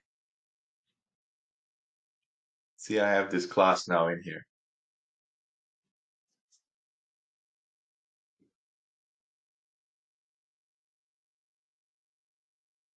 These are like files, and you're okay to just bring these files down and so forth. So the system path and just making sure the driver is in the right folder. One good measure, probably to just kick off a run and see if it works. I'm going to double click here, run.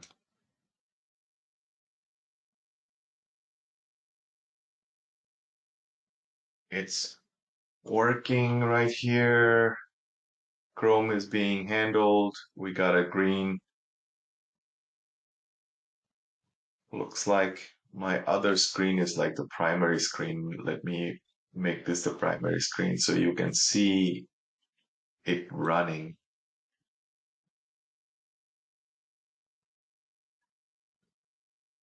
Display setting.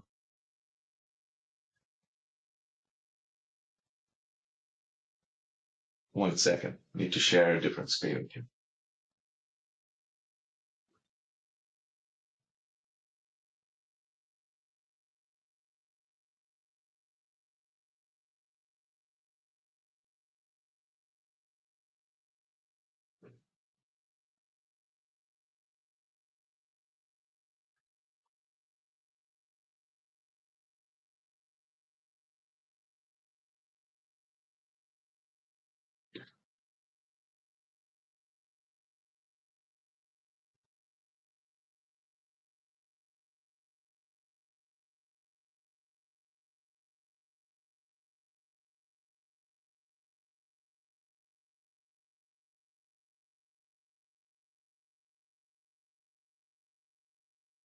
All right, you see the right screen now.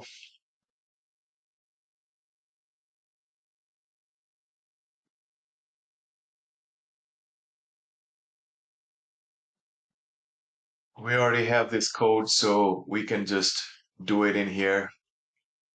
Some of these things we're going to reuse is this before method. We're going to use this after method. Now we have these test cases that we did before validating. We don't need that, so I'm going to comment this out. We are going to use this login method, so I'll keep that. This test case we don't need, so comment it out.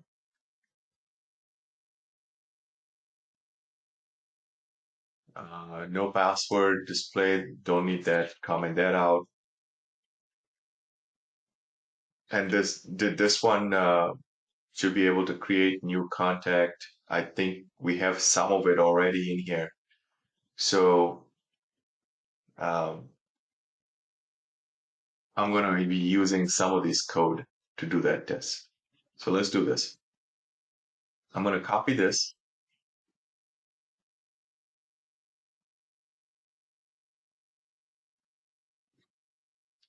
I'm going to paste it up here.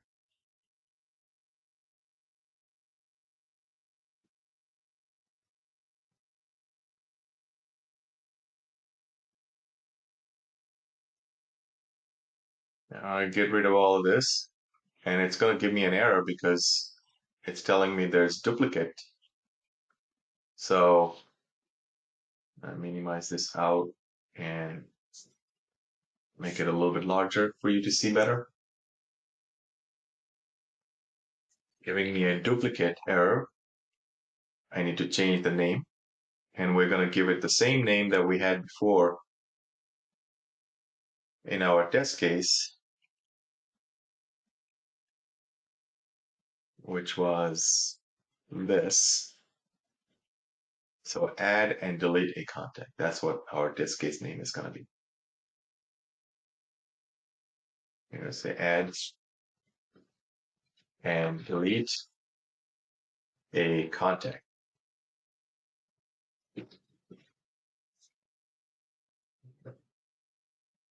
And delete that.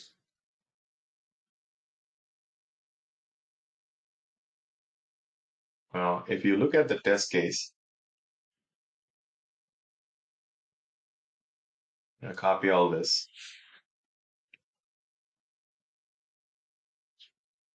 Do a block comment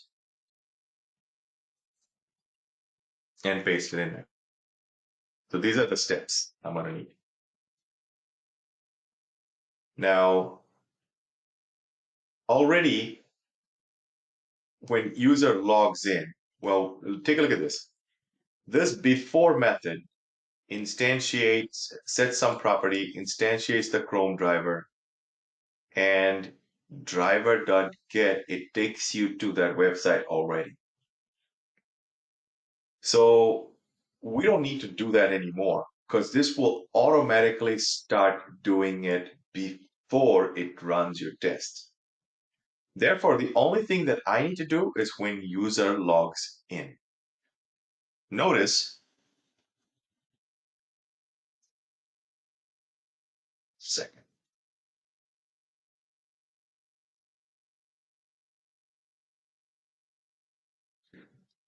I want a single line comment. Notice I can copy this method right here. Log in with text files and that should do it for me. Agree? Yeah. Okay. So we don't need that anymore. And then going to CRM and list contact page, we might also have a code for that. To click on CRM. And then there's that click. And then we had a thread slip. And then we had this. Click on list contact. So let's copy this first. I copied that. And paste it here. This will take me open up the CRM.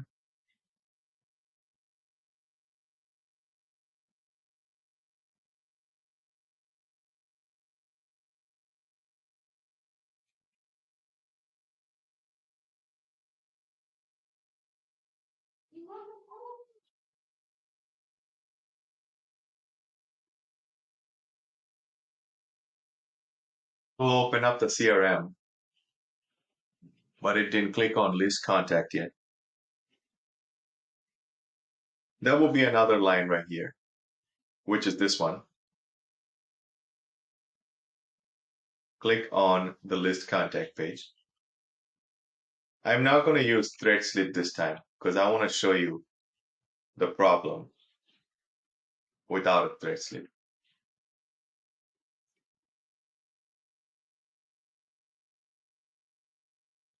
Any problem so far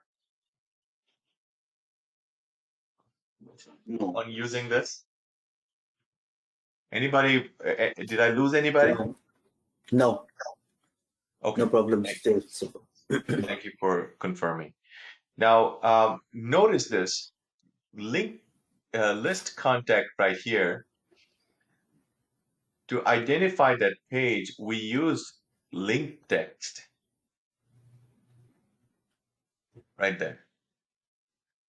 Can somebody tell me why did we use link text and only when can you use link text? So far, I remember if the node started with A or something. Correct. If you looked at the DOM over there, it started with the tag name called A, stands for anchor. You might also see there's a space and then something called href. Remember that? yes, yes. it's a Yeah. link. Hyperlink, right? Hyperlink reference equals and then a quotation and then www dot something somewhere.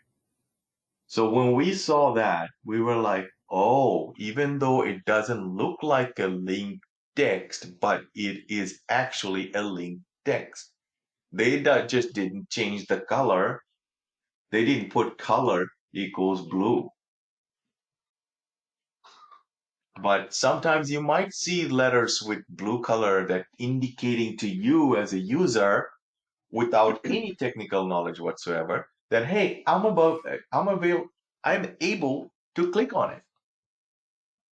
But this one, as a automation engineer, you now know that if it has a letter A, you can just use whatever the text right there as a link text, and it will work as long as it has this A, href, that kind of format. Now, it is very the other one that I talked about was partial link text. The problem with the partial link text is the good and bad. The good is you can actually, like, how do I explain this? Partial linked text. You don't want to use it too much. You could have said partial link text and then have only, say, list space cont, and I promise you it will still work right now. If you say partial link text and you only take a partial part of it, not the whole thing, not the whole text, but some part of the text. As long as there is nothing else in that page that has anything that starts with this and has exact same letter combination in any other sentence, you're good. It will still work. The reason they designed this partial link text is sometimes there is a whole paragraph that is a link text. And goodness gracious, you want to click on that link text, and if you use this link text, you have to use every bit of everything, the whole paragraph right here. You have to insert that whole paragraph right here. That's too much and not really needed. But you might be able to find that maybe this sentence is very unique. So you could just use this partial link text in that case, and only take one sentence and plug it in here, and then still be unique and be able to work. Does that make sense? Yes. If your element is not unique, it's going to fail, or it's going to only click on the first one. Meaning, if you say partial link text list cont, not contacts, and if there is another word or a paragraph that says list continue, notice this list cont and list cont is same. So Java is going to be like, hey, I found one here and one here. Which one do you want me to click on? It's going to get confused. Your test is going to fail. Anyway, let's run this and see if it works or if it fails. I am thinking it's going to fail because the second it takes for this to open and look for list contact, I did not put a second in between this. Okay? There used to be a thread dot sleep of like 2 seconds with I think we put in. But let's say I don't put a 2-second wait. And we want to see what happens. And I'm going to comment out the rest of the code. So this piece of the code right here, I'm going to comment out. Now understand that this test is going to start from here. It's going to go through this code and there's nothing else. And it's going to stop right here. This last breath. And that's all it's going to do.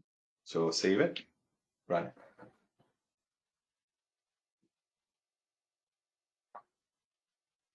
Oh, it waited. I couldn't fail it. Oh, no, maybe it's running something else. Wait a minute.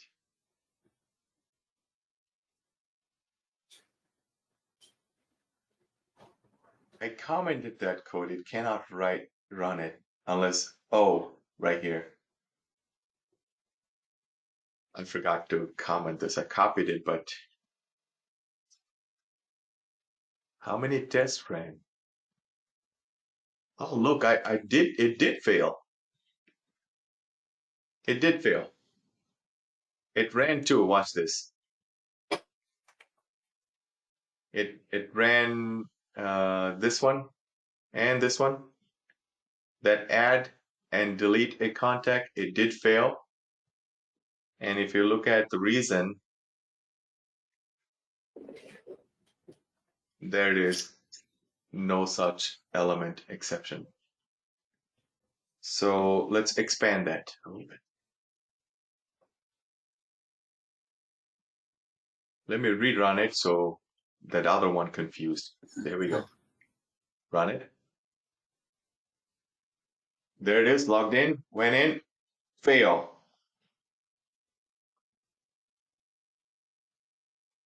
There's that JUnit failure. And zooming in, look at this. No such element exception. Element was not found. And it's giving you a hint where. Link text. And what was the link text? List contact. And if you're still not sure why this failed and where to go in to fix that, the one other thing you can do is go all the way down, scroll all the way down, go to the very last page, last line, sorry, and it will tell you exactly where it is. Here's a project name, a package folder. Here's your class name, login test. Here's your method name, add delete a contact. And it tells you the line number where it failed. With me so far? Mm-hmm. Yeah. So if I go into my code, go Line to the 32. line number, here's line number 32. There it is. this element which says link text selectors list contacts was not found. But we saw it, it was there. Why don't we just put a 3-second wait after that? Or 5-second wait. Just to see that it's there. We see it, but computer doesn't see it. Watch. Run, log in, wait. Oh, it failed even before it went there. Because it tried to click on it and failed right there. That wait is not going to work at all. Unless I just don't quit the driver. Let's say I'm not going to quit the driver. Keep it there. Let's take this off. Run it. There you go. Look, the driver did not quit.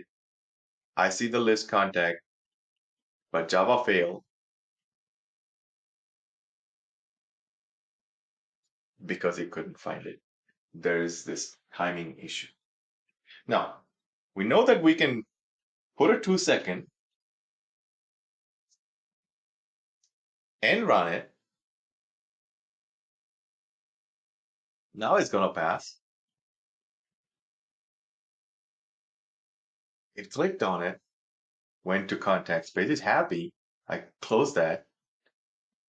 Go to JUnit report. Pass. But today, 2-second, tomorrow could be 5 seconds. We don't really know. This is a bad wait for over here to put. We need to change that wait. So therefore, we're going to do a wait right here, WebDriver wait. And an explicit wait is going to be the one to go with. But I forgot to show you an implicit wait first. When you have this startup and you have this driver properties, if we went back to our notes, for page load, we could use a nice implicit wait that we could just leave it out there for one time only. And it just takes one line of code like this. Again, that's for page load. So here, you can go driver dot manage dot timeouts dot implicit wait dot implicitly wait, and it says how long. We're gonna say maximum wait like 30 seconds for the page to load, and you have to provide time unit in seconds. Time unit, and if you put a dot, it's gonna give you this list of stuff. You just take the seconds or type in seconds, all caps. I don't know why. I guess they had designed it that way, and a semicolon to close. Really, you don't really need this right now, but if you have it, it's really nice. Because if one day the page did not take, right now the page loads so quickly, no problem. One day it may not. That might be a problem. And you want to put this code before you get to the site.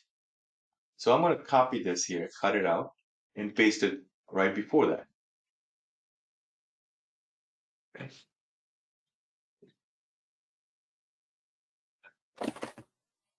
One more thing you can do, take a look at this. If I run this, look at how see how this is opening up in a small window on the left? And let's close it. The browser opens up in a small window right here, which I like. I really like this. For presentation is excellent. But suppose it's too small for you, you don't like it. You want it to maximize it. You can actually maximize, minimize. Watch this. Driver.manage.window with this property. If you take that property, dot window, excuse me, and then dot, then it gives you a lot of options, and one of them is maximize. And if you choose that, now if I run this, it's going to be the whole screen. Watch. There you go. And then gone. Any questions? No. I don't want to do this right now for presentation. Just want to leave it like this. But you might see a lot of that. Now, this is not it. You might, in your company, you might see there's a manage, and then there's a whole lot of manage, and then other things. You can learn that if you want to, but this is what architects will be doing, man. You don't even have to do this line of code. It will be done for you. Where you would start is right here, your test case, and then you start coding. You find out if they have a login method and how it is. How do they handle that? And you do that. You find out where they have their username and password and how they use that. And then the rest is piece of cake. Once you are logged in, you do your thing and figure things out. Finish your test case, which we're about to do right now. Now, this one, we want to wait for this particular element. Therefore, we cannot use implicit wait like we did here. We're going to have an explicit wait. So the task we're going to do is provide explicit wait for list context element.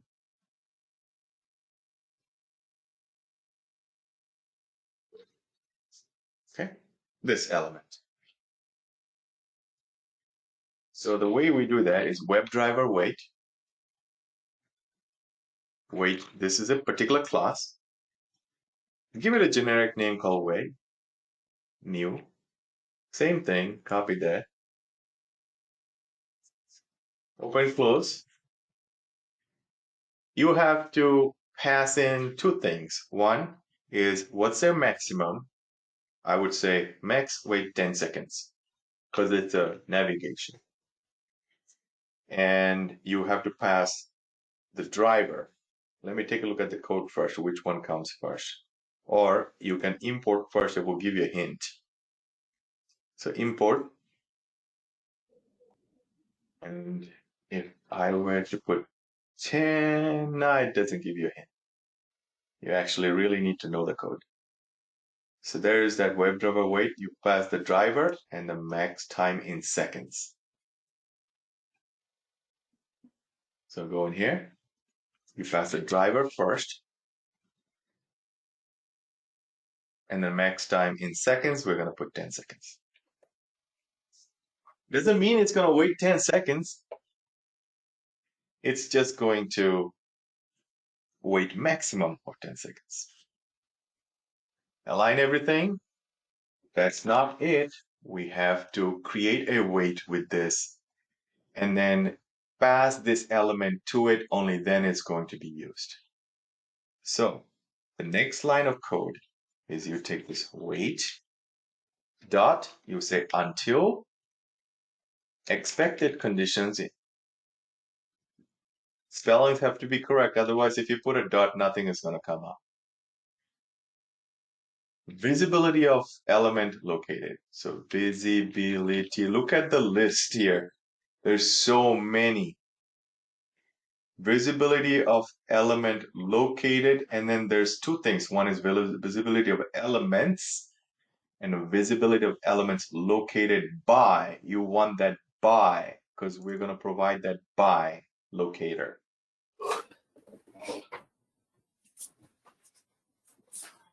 Okay?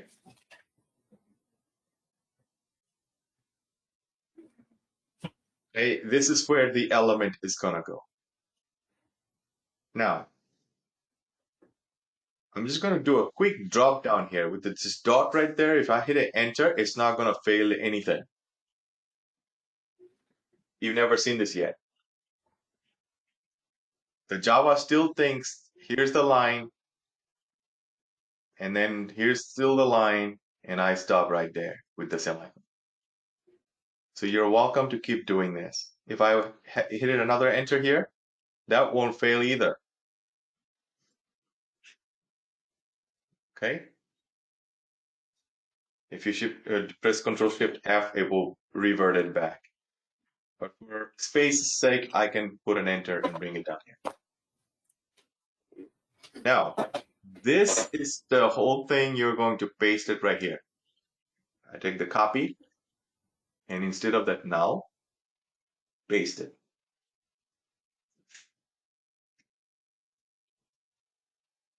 And that's it.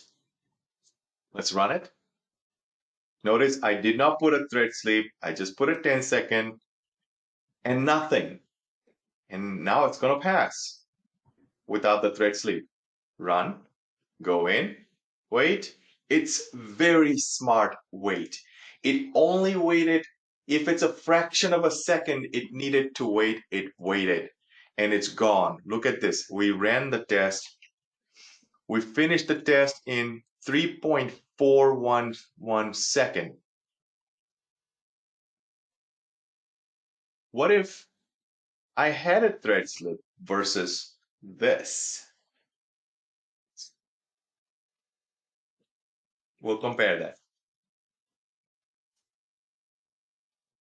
Thread slip 2 seconds.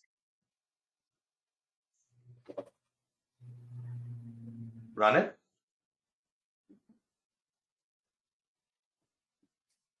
Do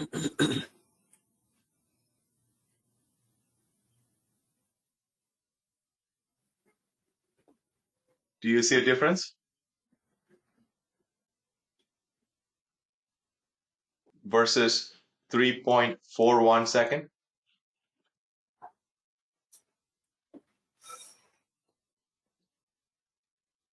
You're probably thinking, why would this a couple of seconds matter? Well, for This is A, for only one case. yeah, not only did you reduce a couple of seconds on one single step, because you got so many other steps coming, which are going to be collection of seconds.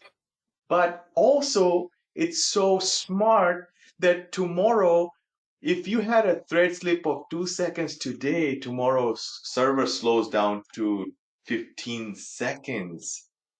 Your 2-second thread slip is going to fail the test for no good reason.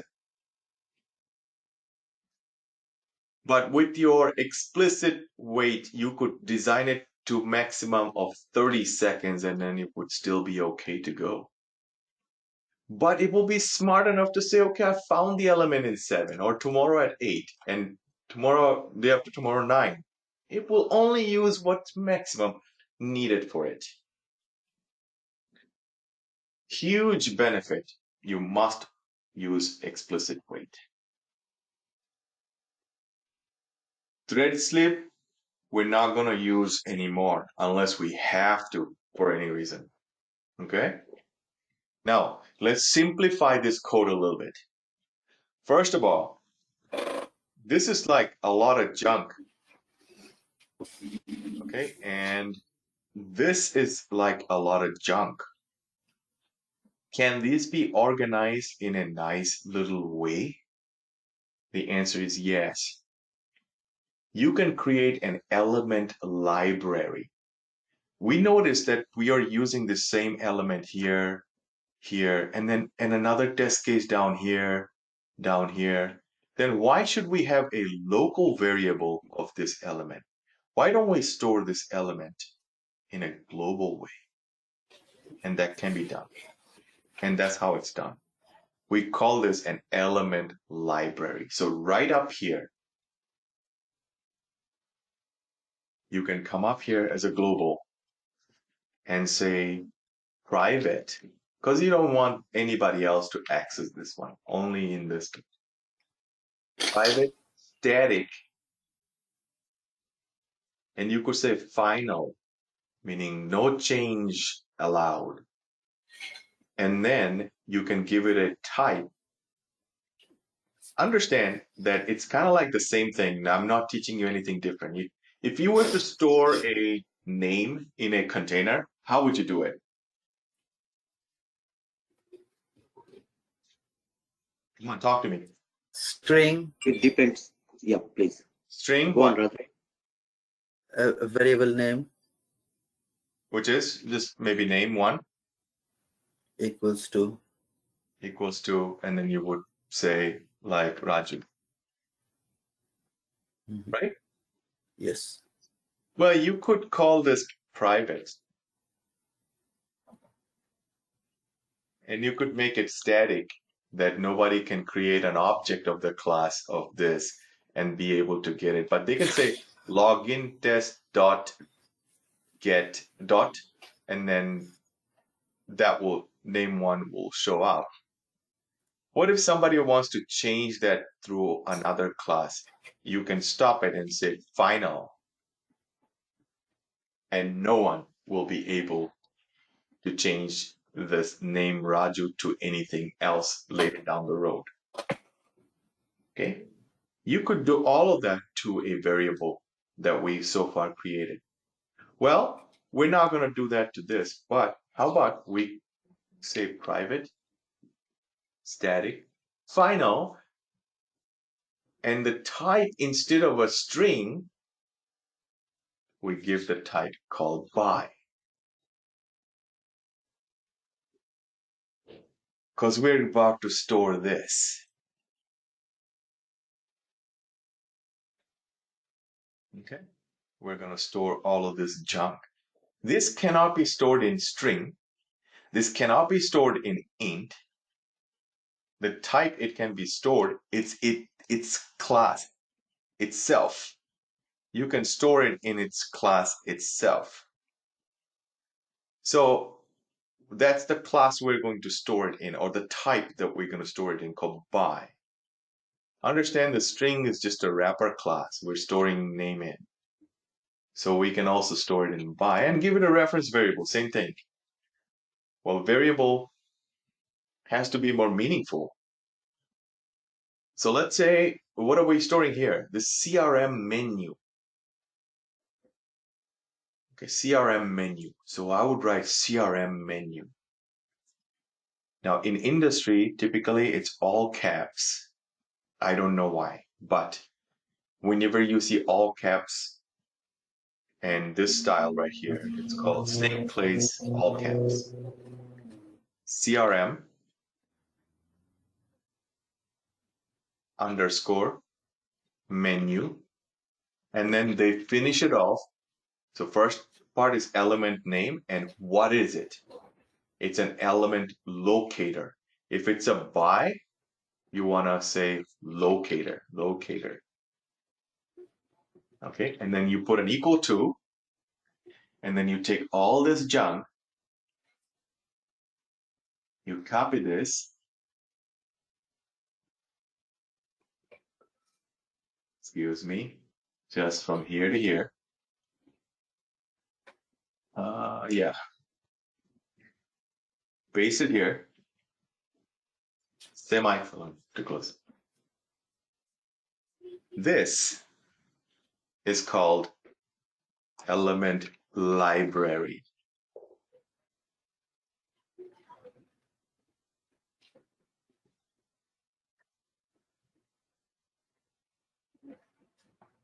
Whenever you open a page, it's going to start with element library storage. It's like your kitchen cabinet. Everything that you see, every element that you see on this page,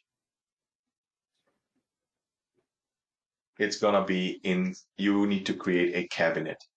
You need to have a cabinet for this, cabinet for that, cabinet for search field, cabinet for this button, this button, this button, this button. Now, as you create your test case, you are creating those cabinets and storing them. You're probably not going to go in and create all these cabinets. And one day you come back up here, you're like, oh, I need a cabinet for this column. Then you add, you keep on adding. Does that make sense? Mm-hmm. Now, it's nice if you create cabinets for these at the very top And then you have like 10 test cases. Each test cases, you don't have to write by dot blah, blah, blah, blah, blah. You could just say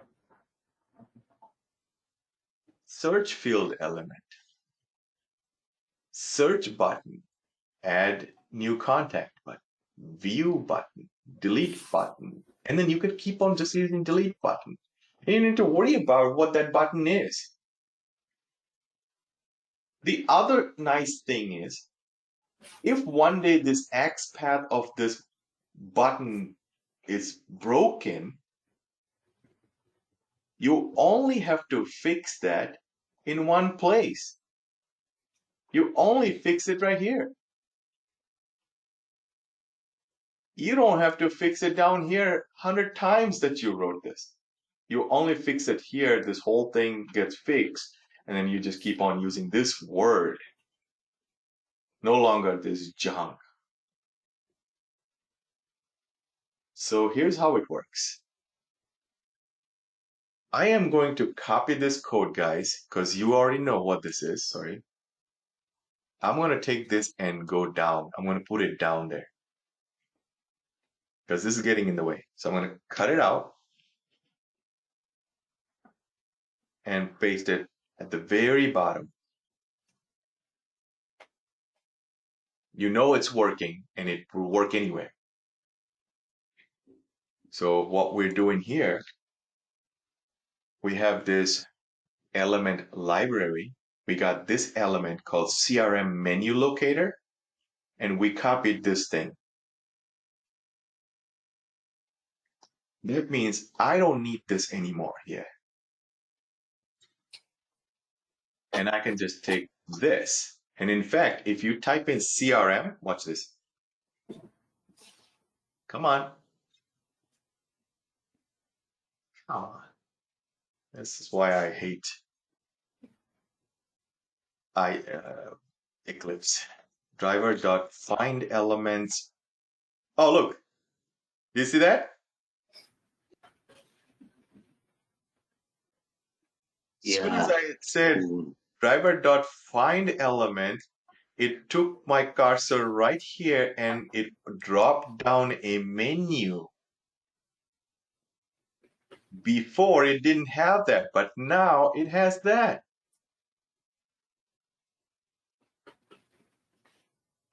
So it's so easy for you to do other tests. If you have it written up like that, automatically IDE will know you're going to be using that. And in fact, there was only one thing, so it kind of loaded up for you. If I just hit enter right now, oopsie, or do that, and then semicolon close, done. With me so far? Mhm. Why don't we do another one? Control Alt down arrow gives me that whole line.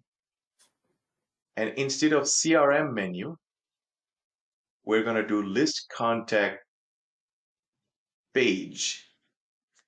So I'll delete that and write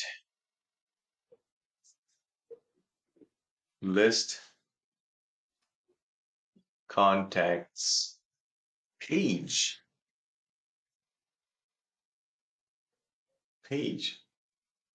locator.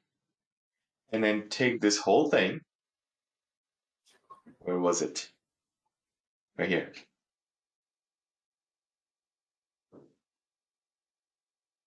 Take that and paste it here.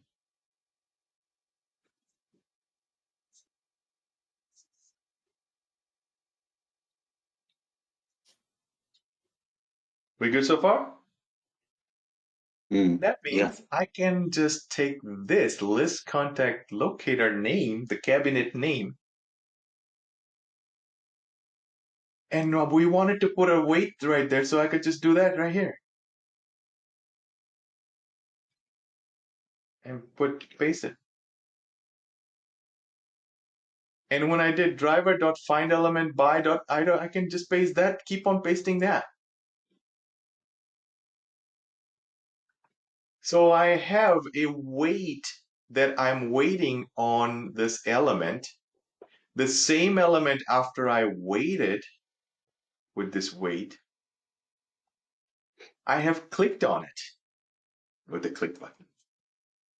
Look, my code is getting so much cleaner. All the junk is going way up there. And I can keep on calling this as many times I want to. And if XPath, this link test doesn't work today, I can only fix it. I only need to fix it here. But I don't have to fix it here. I don't have to fix it here. And if 1,000 times I used it down here, I don't have to fix it there. I can have 10 test cases that can fail for one of these failing, but I only have to fix it one place instead of 10 different places way down here with all the other test cases. Does that make sense? Yeah. All right. That's a very important concept. Now, let's run this, make sure everything is still working. Error exists in required project waits test. Proceed with launch, cancel. There is an error right here.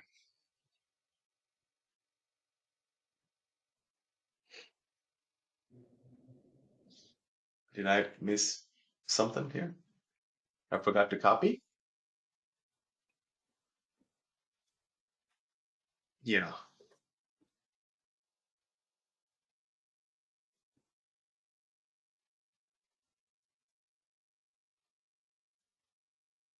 That. Run it.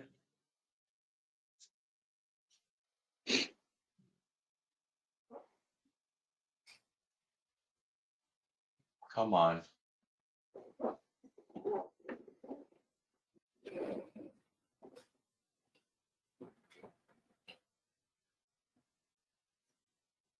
Oh, sorry. Dot click.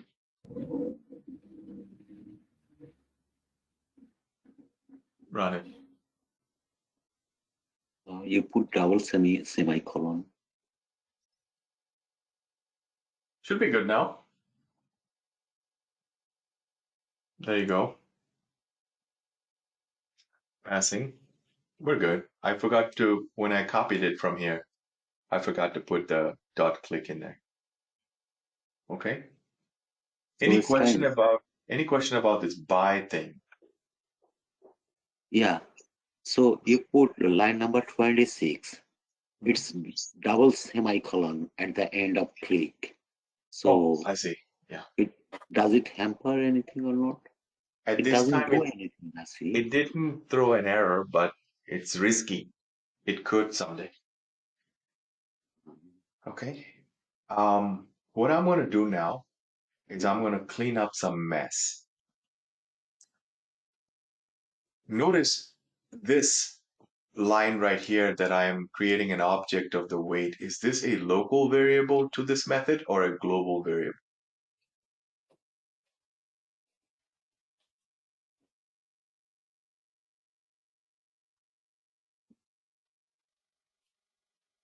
Guys, you should know that what's local global variable is. This is like an interview question. So can it be make it global? Absolutely. It is a local variable only recognized in this method, but we're going to be Yeah. using it in all other test methods. So why don't we take this, cut it out, and paste it here?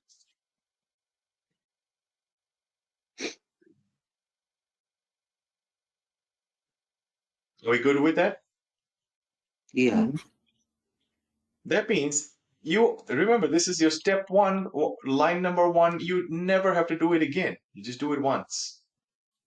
But this you have to keep on doing it for every single element you want to wait. Okay? Therefore, you have to call this now. And you can't call it before, you can't call it after, you call it right before you want to click on that element so that that element, it waits for it. But it's a junk. It's a junk, but it takes something, right? What is the input it takes? It takes the element. We know it's an element it takes, but do we have to write this every time like this junk? Can we not make it easier? Can we just say, I just feel like saying, wait to appear, and a method like that, and then pass the element there. This one.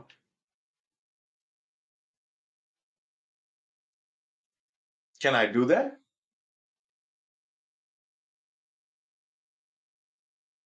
I'm not sure, sir. Don't know.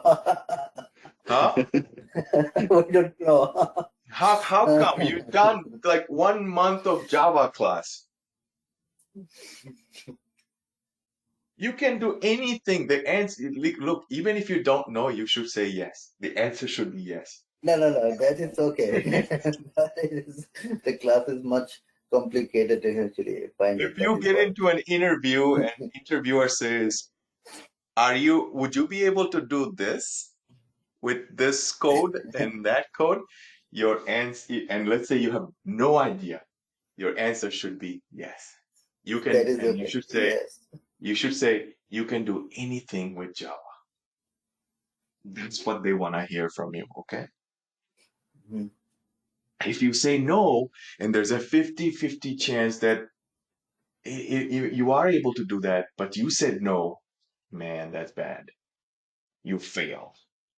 But if you can't, but at least you said yes, there should be a way to do that. It just shows that, yeah, maybe you don't know how to do it, but you're very positive mind. Okay? So you still can't think of how we can do this? How I can take this junk and put it in this command? However, Your answer should be yes, I do need to hover over. That should give you a hint. Your answer should be this. Create, what does it say? Create a method. Create a method called wait to appear. Okay, that was the answer. I'll ask you again next time. And I want to hear that. So if I click on this create a method, and it created a method somewhere up here or down here, right here. You can scroll up and down and you'll see it. And there's that method. By the way, a lot of this is getting in the way. So let me just delete and get rid of these. So there's that method. It's called wait to appear. And see what it takes? It takes the type called by, and it gave a list contact page locator a variable name. That's a big variable name. What you do is you make it small and do a lowercase by. Why? Because that's the easiest, least brain needed. Because you see that, you're like, okay, I'm going to use a lowercase that. I don't want to think about a name. I don't really care about a name for this method. And look what you're doing. You call this method wait to appear, and you pass this locator, and you don't want this code. You don't want to execute this line of code because it's too much for you to write every time. Well, then you take this whole thing, cut it out of here,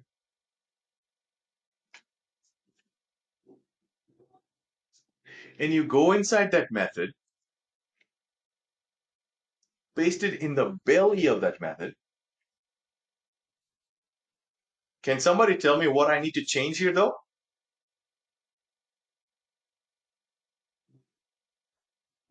instead of list of contact page locator, Correct. What do I put?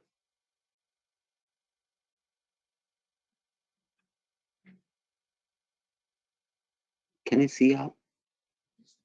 You don't need to go up. The answer is right there, looking at you right now.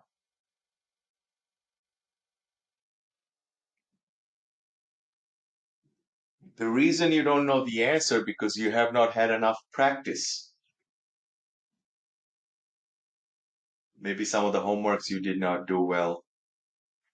That's what's hinting to me. Is it bye-bye or something like that? You would use this only one time. One bye. Bye. Because that's where you are storing it. You created a cabinet called uppercase B, Y. It's a type. It's a type. But the name of the cabinet is BY in a lowercase.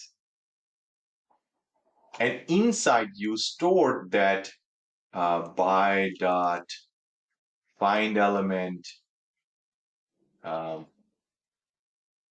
element, and then you say that XPath or whatnot, and then you had all that junk. That element is located and stored inside this simpler word called by. If I didn't use this by, wouldn't this become hard-coded? Mm. In that case, whenever you call this method, it will only wait for a list contact page. You don't want that. You want to call that method and give the element yourself, and that element goes into that and makes this wait visibility happen. Therefore, instead of this, you should be taking this name by and pasting it here.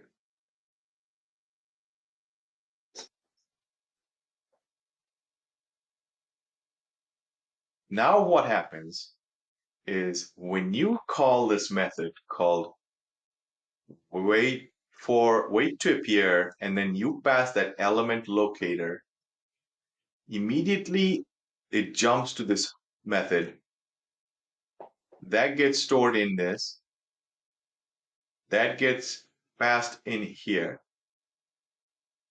This method here, visibility, expected conditions, wait until, executes that wait, however long that is you set up way up there, and it will wait for it and do that. Notice we're also clicking on that button after we wait for it, so we don't need this junk here anymore. We can just clean that up and copy this, reuse it. All the way from the by, all the way closing of the by, which is this, pasting, and we're done. Look how clean this code is.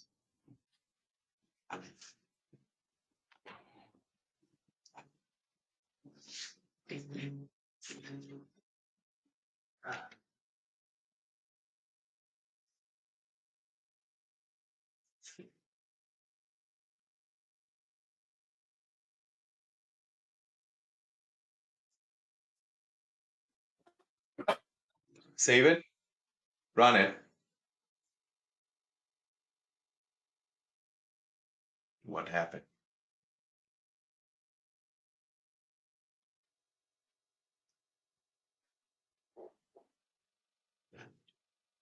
Run. Null pointer. Where are we getting null pointer here? What line number? Constructor Java.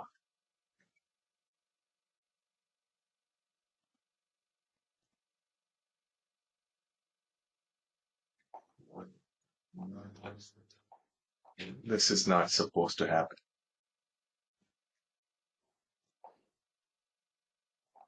Sometimes while explaining, I mess up a few things, the page. I'm just going to lock out this, wait, and then see if that's the issue. Run.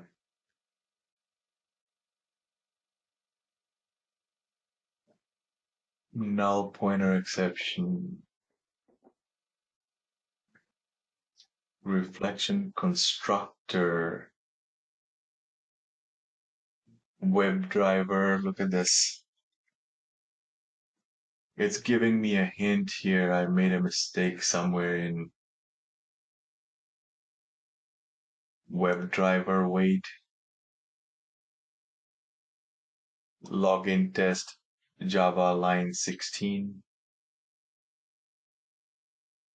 These are going into other things that I don't know. So let me look at line 16. Line number 16 here. Ah,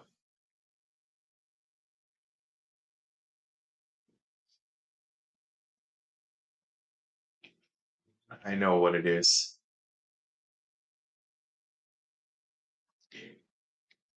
Notice this driver is only getting instantiated here,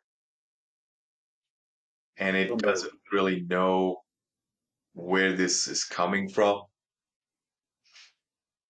So what if we took it and instantiate the driver way up there? So I copy this here, cut it out.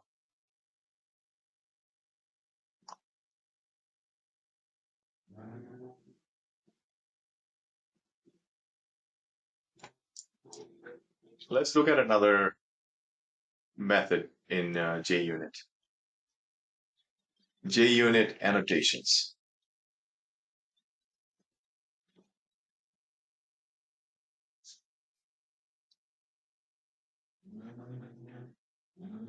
So there is a before and then there's an after. That's right before the test. This annotation is used to execute some statements such as precondition before each test. But what if not before each test, but before each class or before even a project? So if I do before class, this annotation is used if you want to execute some statements before all the test cases, test connections must be executed. So even farther before that, you can use before class. And is there anything else? No, no. So if I take that code and take it out, I could take these two, cut it out, and then create another method called before with the annotation called at before class and import before class, and then public void. Well, I could just say before class or that one we said startup. Can say project start.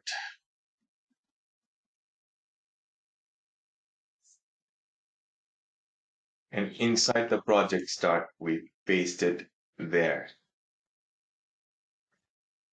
So right when the project starts, before that class, it will run these, add these, and just for visibility, cut it out, and I put it right up here, just to be able to see it first. And let's see if that helps any. So that WebDriver is going to get created, and this might still be a problem. So how about we encapsulate that, cut that out, and paste it right after the driver gets the power. What they were complaining is that you're calling a WebDriver wait, but you excuse me.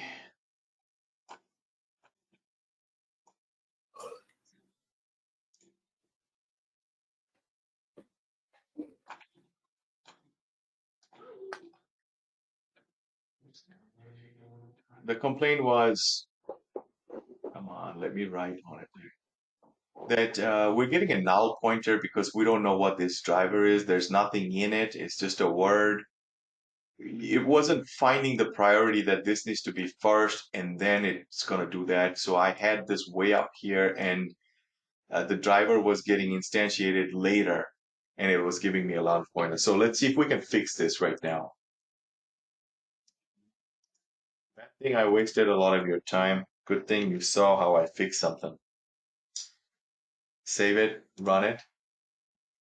Still, error exists in the project. Where is this error? I don't see error. So if you put before project class, should we do the after project project class or something like that? No, I see the error already. Watch this. See this WebDriver wait right here is created here, but um, this guy is complaining because he's like, I don't know what this wait is because that is a um, local variable. It's a local variable here. So we need to take this part right here and create a global variable, but only provide the power over here. Just like we did this WebDriver wait. So if I cut this out, paste it here, just create the cabinet, but take that cabinet and provide the cabinet with the authority. Now, if I scroll down, he's fine. So let's save that. I think that should just fix everything. Run it. Project start should be static method. Watch this. Project start should be static method. Okay. So not happy with just that. Project start public static. Oh, that's gonna cause a lot of problems.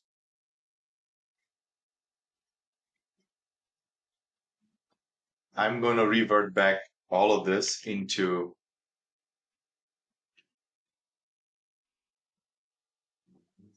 add before. That should still be okay. Let's see. And not need this. Let's see. Save, run. Yeah. Yeah. So what I did is we have these two variables declaration, but we're assigning all of these powers in down here. And cut that, bring it up here.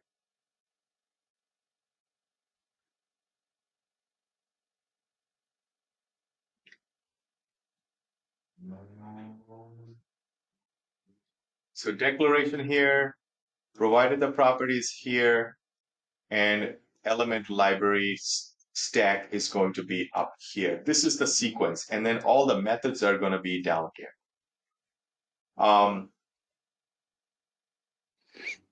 Any questions before I proceed? I know I kind of jumbled up and back and forth trying to fix this.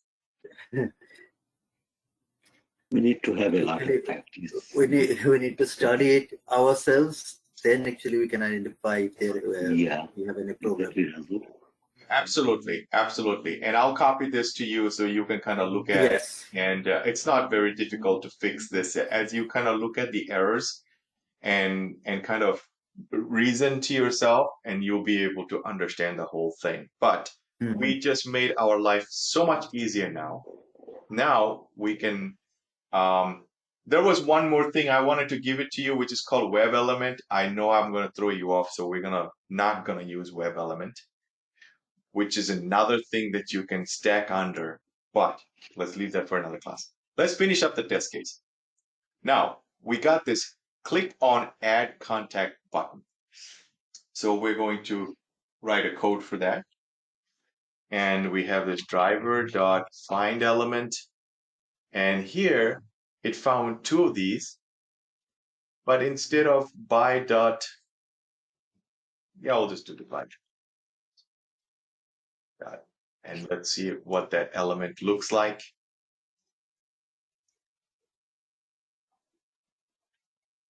Excuse me. Let me get the website up.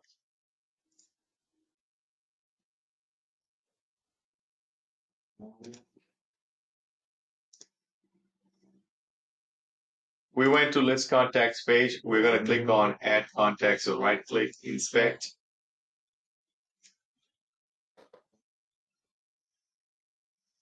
What kind of element is this? Link. It's linked. It's a link. So I could use just exactly the way these letters are, but look at this. Okay, this is what Stanley had an issue with, that he was having trouble. Is this text inside this I element or inside this A element? It is inside A element as well. As well, or Yeah, just inside A element? because under the A element there is I class, and after that I class there is text. So it is in A element. It is actually only inside the A element, because here's the opening Yeah. of the A, Yeah. and here's the I closing class of is the A. closed. Right. But it's not inside the I, because notice the I opened here And closed also. and I closed here, and this did not get sandwiched inside the I. Mhm.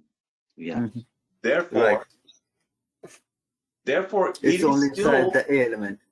yeah, it's inside the A element. Therefore, you can still use link text. But if it was inside the A element, but not inside directly, and it was sandwiched inside the I element, you won't be able to use link text anymore, Oh. and it won't work. But this one is going to work. And because link text is so much easier, let's just do that. How about we use partial link text? I think we can use just add new as the partial link text, and that should just work fine. Also notice there's a problem here. Look, the developer put a space. If you use link text without that space, it will fail. But if you use partial link text without that space and only take the partial piece of it, it will work. Mm. So here we go. We go to our code. We say by dot link text or partial link text, partial link text, and write exactly case by case, new or add new. Add new. Let's see. Add new. That should work. Let's see if it works. Always test your code before you move. And dot click. I'm going to put a thread slip just to see it. This is not for the code. It's for me to just be able to see it happen. 5 seconds. Save it, run.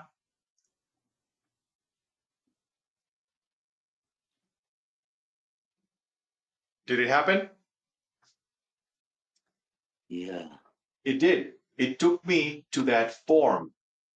Watch this. If I click on this add new contact, it takes you to this form.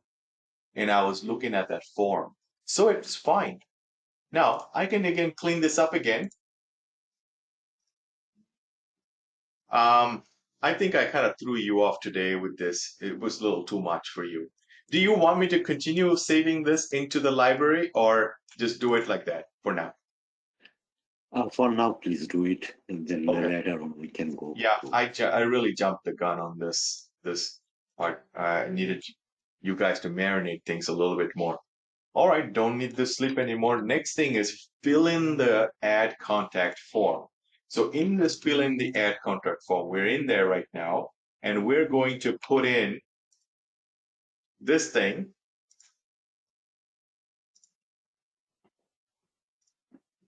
we're going to put in a random name. And we're only going to put name right now, so not going to be too much. I right click inspect, you got to see that element. Typically, it's going to be called input. And there is an ID. Therefore, let's not waste our time. We know how to do this, so we'll just use ID and then get that. Account. Yeah. But I need to show you CSS. I know it's overwhelming, but I need to cover the CSS a little bit. CSS is very, very easy, guys. If you want to use CSS, there's a couple of syntax you can use. And I'm just going to show you how to use it. Tag name. Yeah, see that? If you have an ID, all you need to do is easier than actually expand. You use the tag name, and then you put a hashtag, and then you put the ID. Done. If it only has a class, unique class, you can just say tag name dot class. Look at this. This is exactly like XPath, except it doesn't have a forward double forward slash. And it doesn't have the @ symbol. And you can still have that attribute value. Now, there's another one you can do is tag name dot class. If you want to use a class, at the same time you want to use an attribute, you can also combine that. I'm just going to use this right now. Tag forward hashtag ID. So look at this, how wonderfully it works. There's my ID. I copy that, and there's my tag. So I wrote the tag, and I put a hashtag here, and I copy the ID, and I paste it here. Voila! I got 1 of 1. You can just copy this piece, and this will become your element for CSS. Okay, so you could say driver dot find element by dot CSS selector, and in string paste that, and then dot send keys, and we're gonna say auto test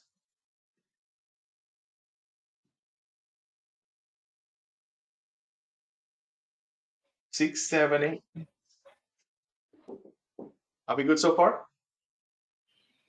Last week, why you told auto test us 6, 7, that 8? we are not going to use the CSS selector. Right. I don't use CSS selector, but I'm gonna show you because they're gonna ask you questions on it. Okay. If they ask you why CSS selector is better, you're just gonna say that in some cases it's faster. Why is it faster? They're not gonna ask you. Don't ask me. I don't want to go in and pile up information on you too much. Make sense? Mm-hmm. If But they're I not have going to one ask you question. how would you find a CSS selector. They're not going to go deeper into this. But I already gave you 4 different ways to get CSS selector. So if you want to study that, you can. To me, it's like I always use XPath, so I keep on using XPath. But you might find CSS selector easier, faster to write. Then use it. It's all good. Just you had a question. Yeah. So without send keys, then auto test 6, 7, 8. So why this auto text 6, 7, 8? Did we do anything auto text 6, 7, 8 earlier? Okay. So we would probably create a contact with a name like this, right? Mike, Any. Yeah. right? But in our test, we don't want this mic to mix up with other mics. Do we want that? Yeah. We don't want it, right? So Mhm. let's do a thread sleep and see how it works. Thread.sleep. we're not gonna click on anything. We're just gonna insert the name Mike and then see if it works or not. So save it and run it. There it opens up. Went in, clicked on add contact. Do you see Mike in there? Yeah. And then done.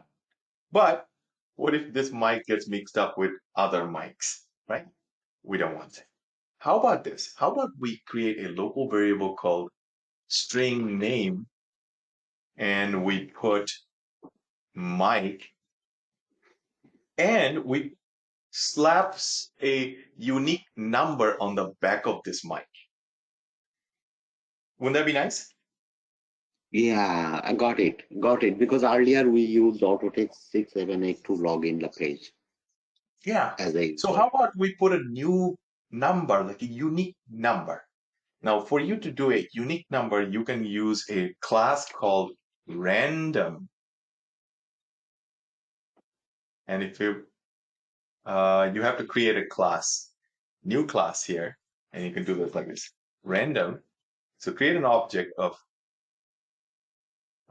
random RND, new random, and import java.util random class. Okay, this is the name you gave, or you can say lowercase random. Your choice, you name it. That's very nice. Once you take this name, put it in here, and put a dot, it gives you a lot of options. And you could say, uh,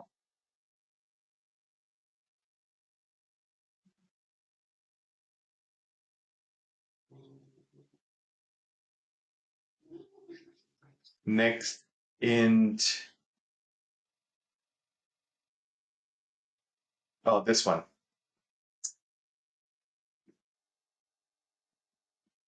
Next int bound.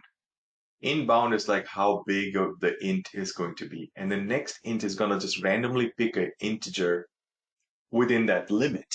So if I take next int dot next int with the int bound, it says how big you want it. Well, it starts with a 0. I say I want 3-digit number, so I can put in 999. And 999 will take anything from 0 to a 999 maximum, and then slap a random number to this. And I can just print it out if I wanted to see a sysout name, just to see how that looks like, and it will print it out. And instead of Mike hard coding right here, I can just use a variable called name.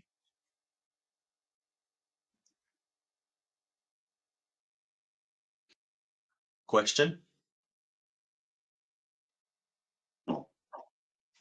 So this method here, ran.nextInt, creating a 3-digit number, connecting that with Mike, and storing it inside this variable called name.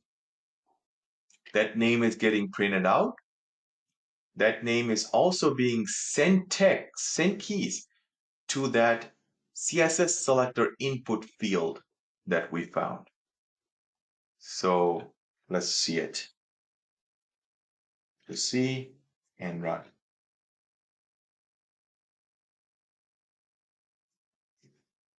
Do you see? Mike 470. Next time I run, it's going to be different.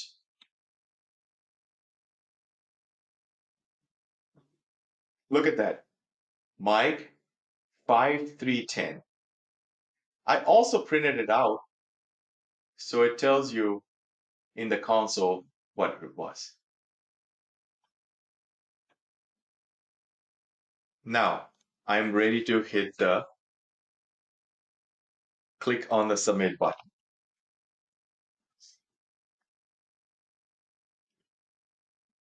Okay, I want to put this thread sleep not copy pasted everywhere, but right after it closes right here.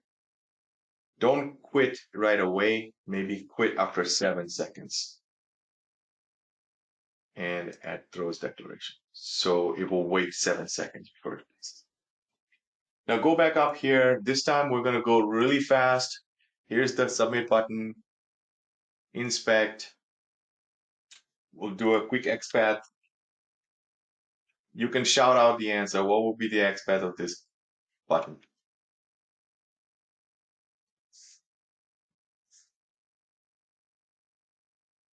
Inspect.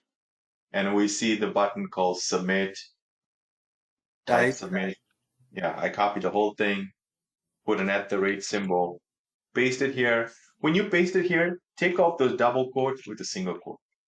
Replace the double quotes with single quote. Why? It's cleaner when you paste it in your code here. So driver dot find element by dot XPath Expert. and paste it Forward in here, slash. Yes. and then dot click. Dot click. We good? Yeah. Yeah. Okay. I don't need to see it working because we know it's going to work. Mm-hmm.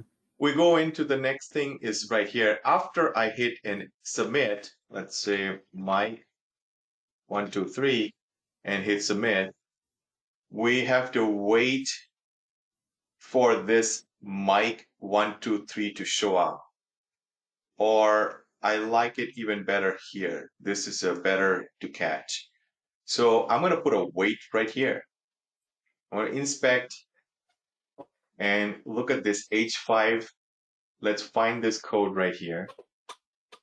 So this element, if you just say H5, it's going to take you there, I think. /H5. No, there's 2 of them. But if I say H5 contains, I say contains text and put my, Contact notes. you see that? Only one. With containing mic is only one. So this is my element I want to wait for because it does take a little bit of a time. And then I might want to pick up the text and validate if I want to. Or this is a validation itself. If mic never got created, this will fail as a timeout failure. So let's do this. Go in here and we're gonna, after clicking on submit, we're gonna wait for an element. Now, didn't we create a method called wait to appear? We can actually use the same method again. We could say wait to appear, and inside, I didn't probably copy correctly, and pass in the method, the by.xpath, and do that. Okay. Wait to appear. No, sorry. I need to copy this. This is that.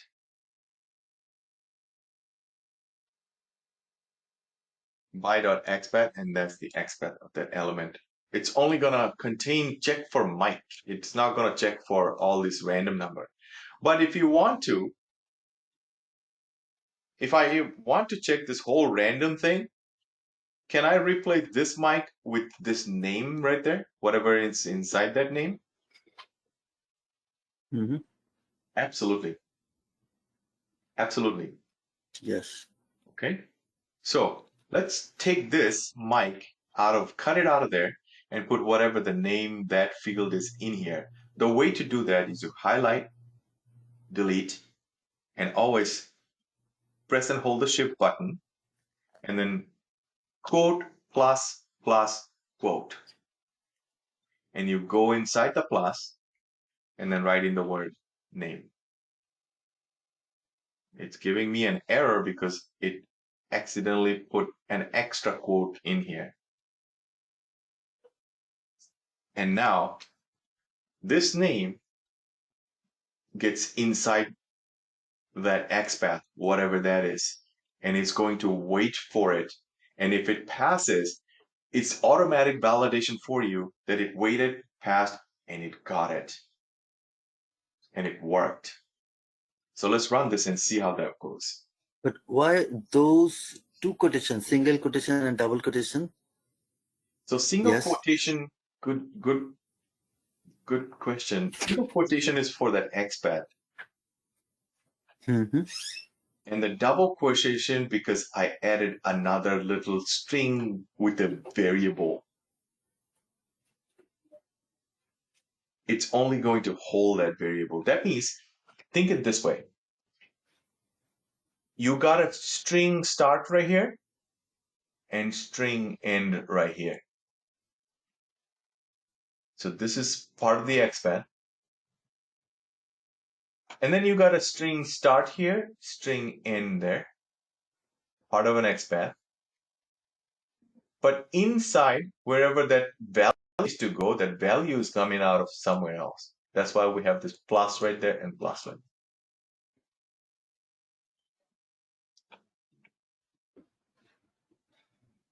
Does that make sense? Mm. Maybe too much today. How about this? We take it out, okay? We'll take it out. Mm-hmm. We'll take that out and just say Mike. Because we know we're putting Mike in there, right? Mm-hmm. And it's a capital Mike. So I put capital Mike and we'll run it. We're going to see if it's going to pass or not.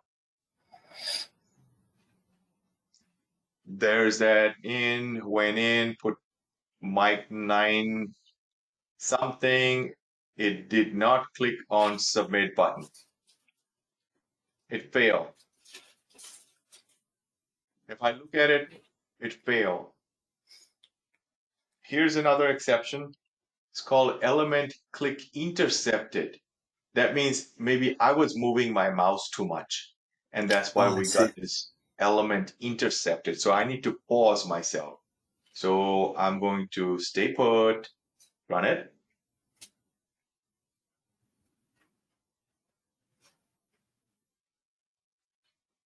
Still no good. It didn't find it. It didn't Did I find. not Yes. have it? What's the error? Still intercepted. Well, the only thing I can think of is maybe it needed a little more time. So how about we wait for this submit button as well. We take this wait for appear, wait to appear, and we take this submit button locator Mm-hmm. and we wait for it as well. Okay, save it, run it.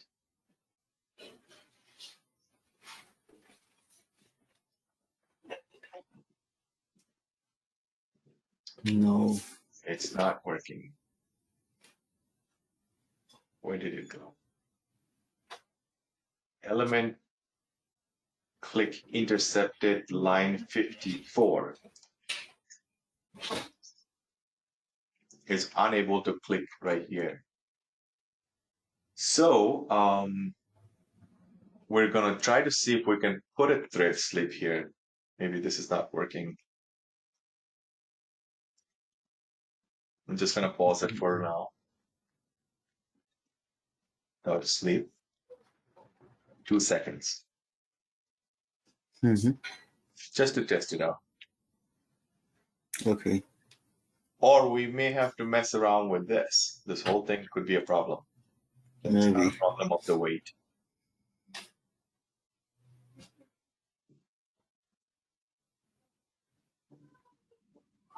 No.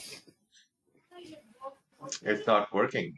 So this element, maybe we didn't get it right. Still intercepted is not clickable. See that? Mm-hmm. It's not clickable at point so forth. So I got my element wrong. Right. And so the other option would be just go back in there and check if I got my element correct or not. This is a button.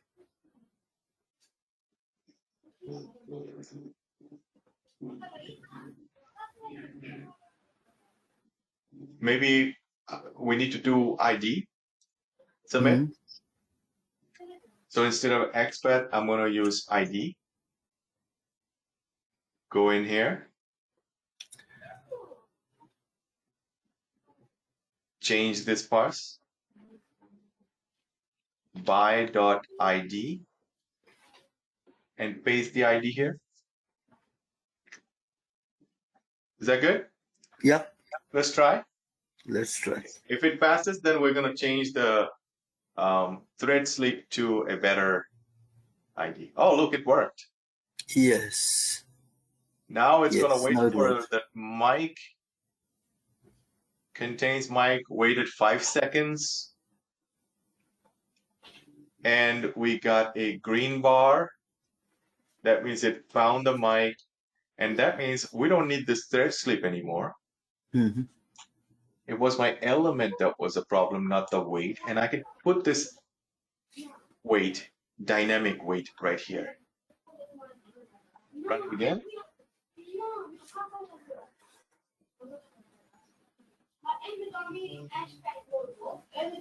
It worked. It worked. Mm-hmm. And validated, waited 7 seconds, and closed, and gave me a report of green. Mm-hmm. Now, we waited for that mic validation. If I wanted to go into that other page and search it, really want to quickly show you here. If I put in a mic, let's say 3, it's 333. I'm going to fail it, okay? I'm going to Mm-hmm. fail it on purpose and see how it looks like. Even though I'm failing with my code, but let's say in application it fails, that means your application is bad. That this mic right here, it didn't show up with that number. It showed up with a different, it messed up your name that you put. That's a bug. But it's going to now wait there for how long? 7 seconds. 60 seconds. Remember this code here? Oh, I see. Right. 60 seconds maximum. And maximum we put in up here was, where is it? Oh no, 10. 10 seconds. Yeah, we waited, it waited 10 seconds, so it's gonna wait 10 seconds. So it waited 10 seconds and it failed. Look at this. And if I zoom in here to show you, it failed with timeout exception. Expected condition failed, waiting for, remember the visibility of the element we chose, the option Mm-hmm. that Yes. posted here.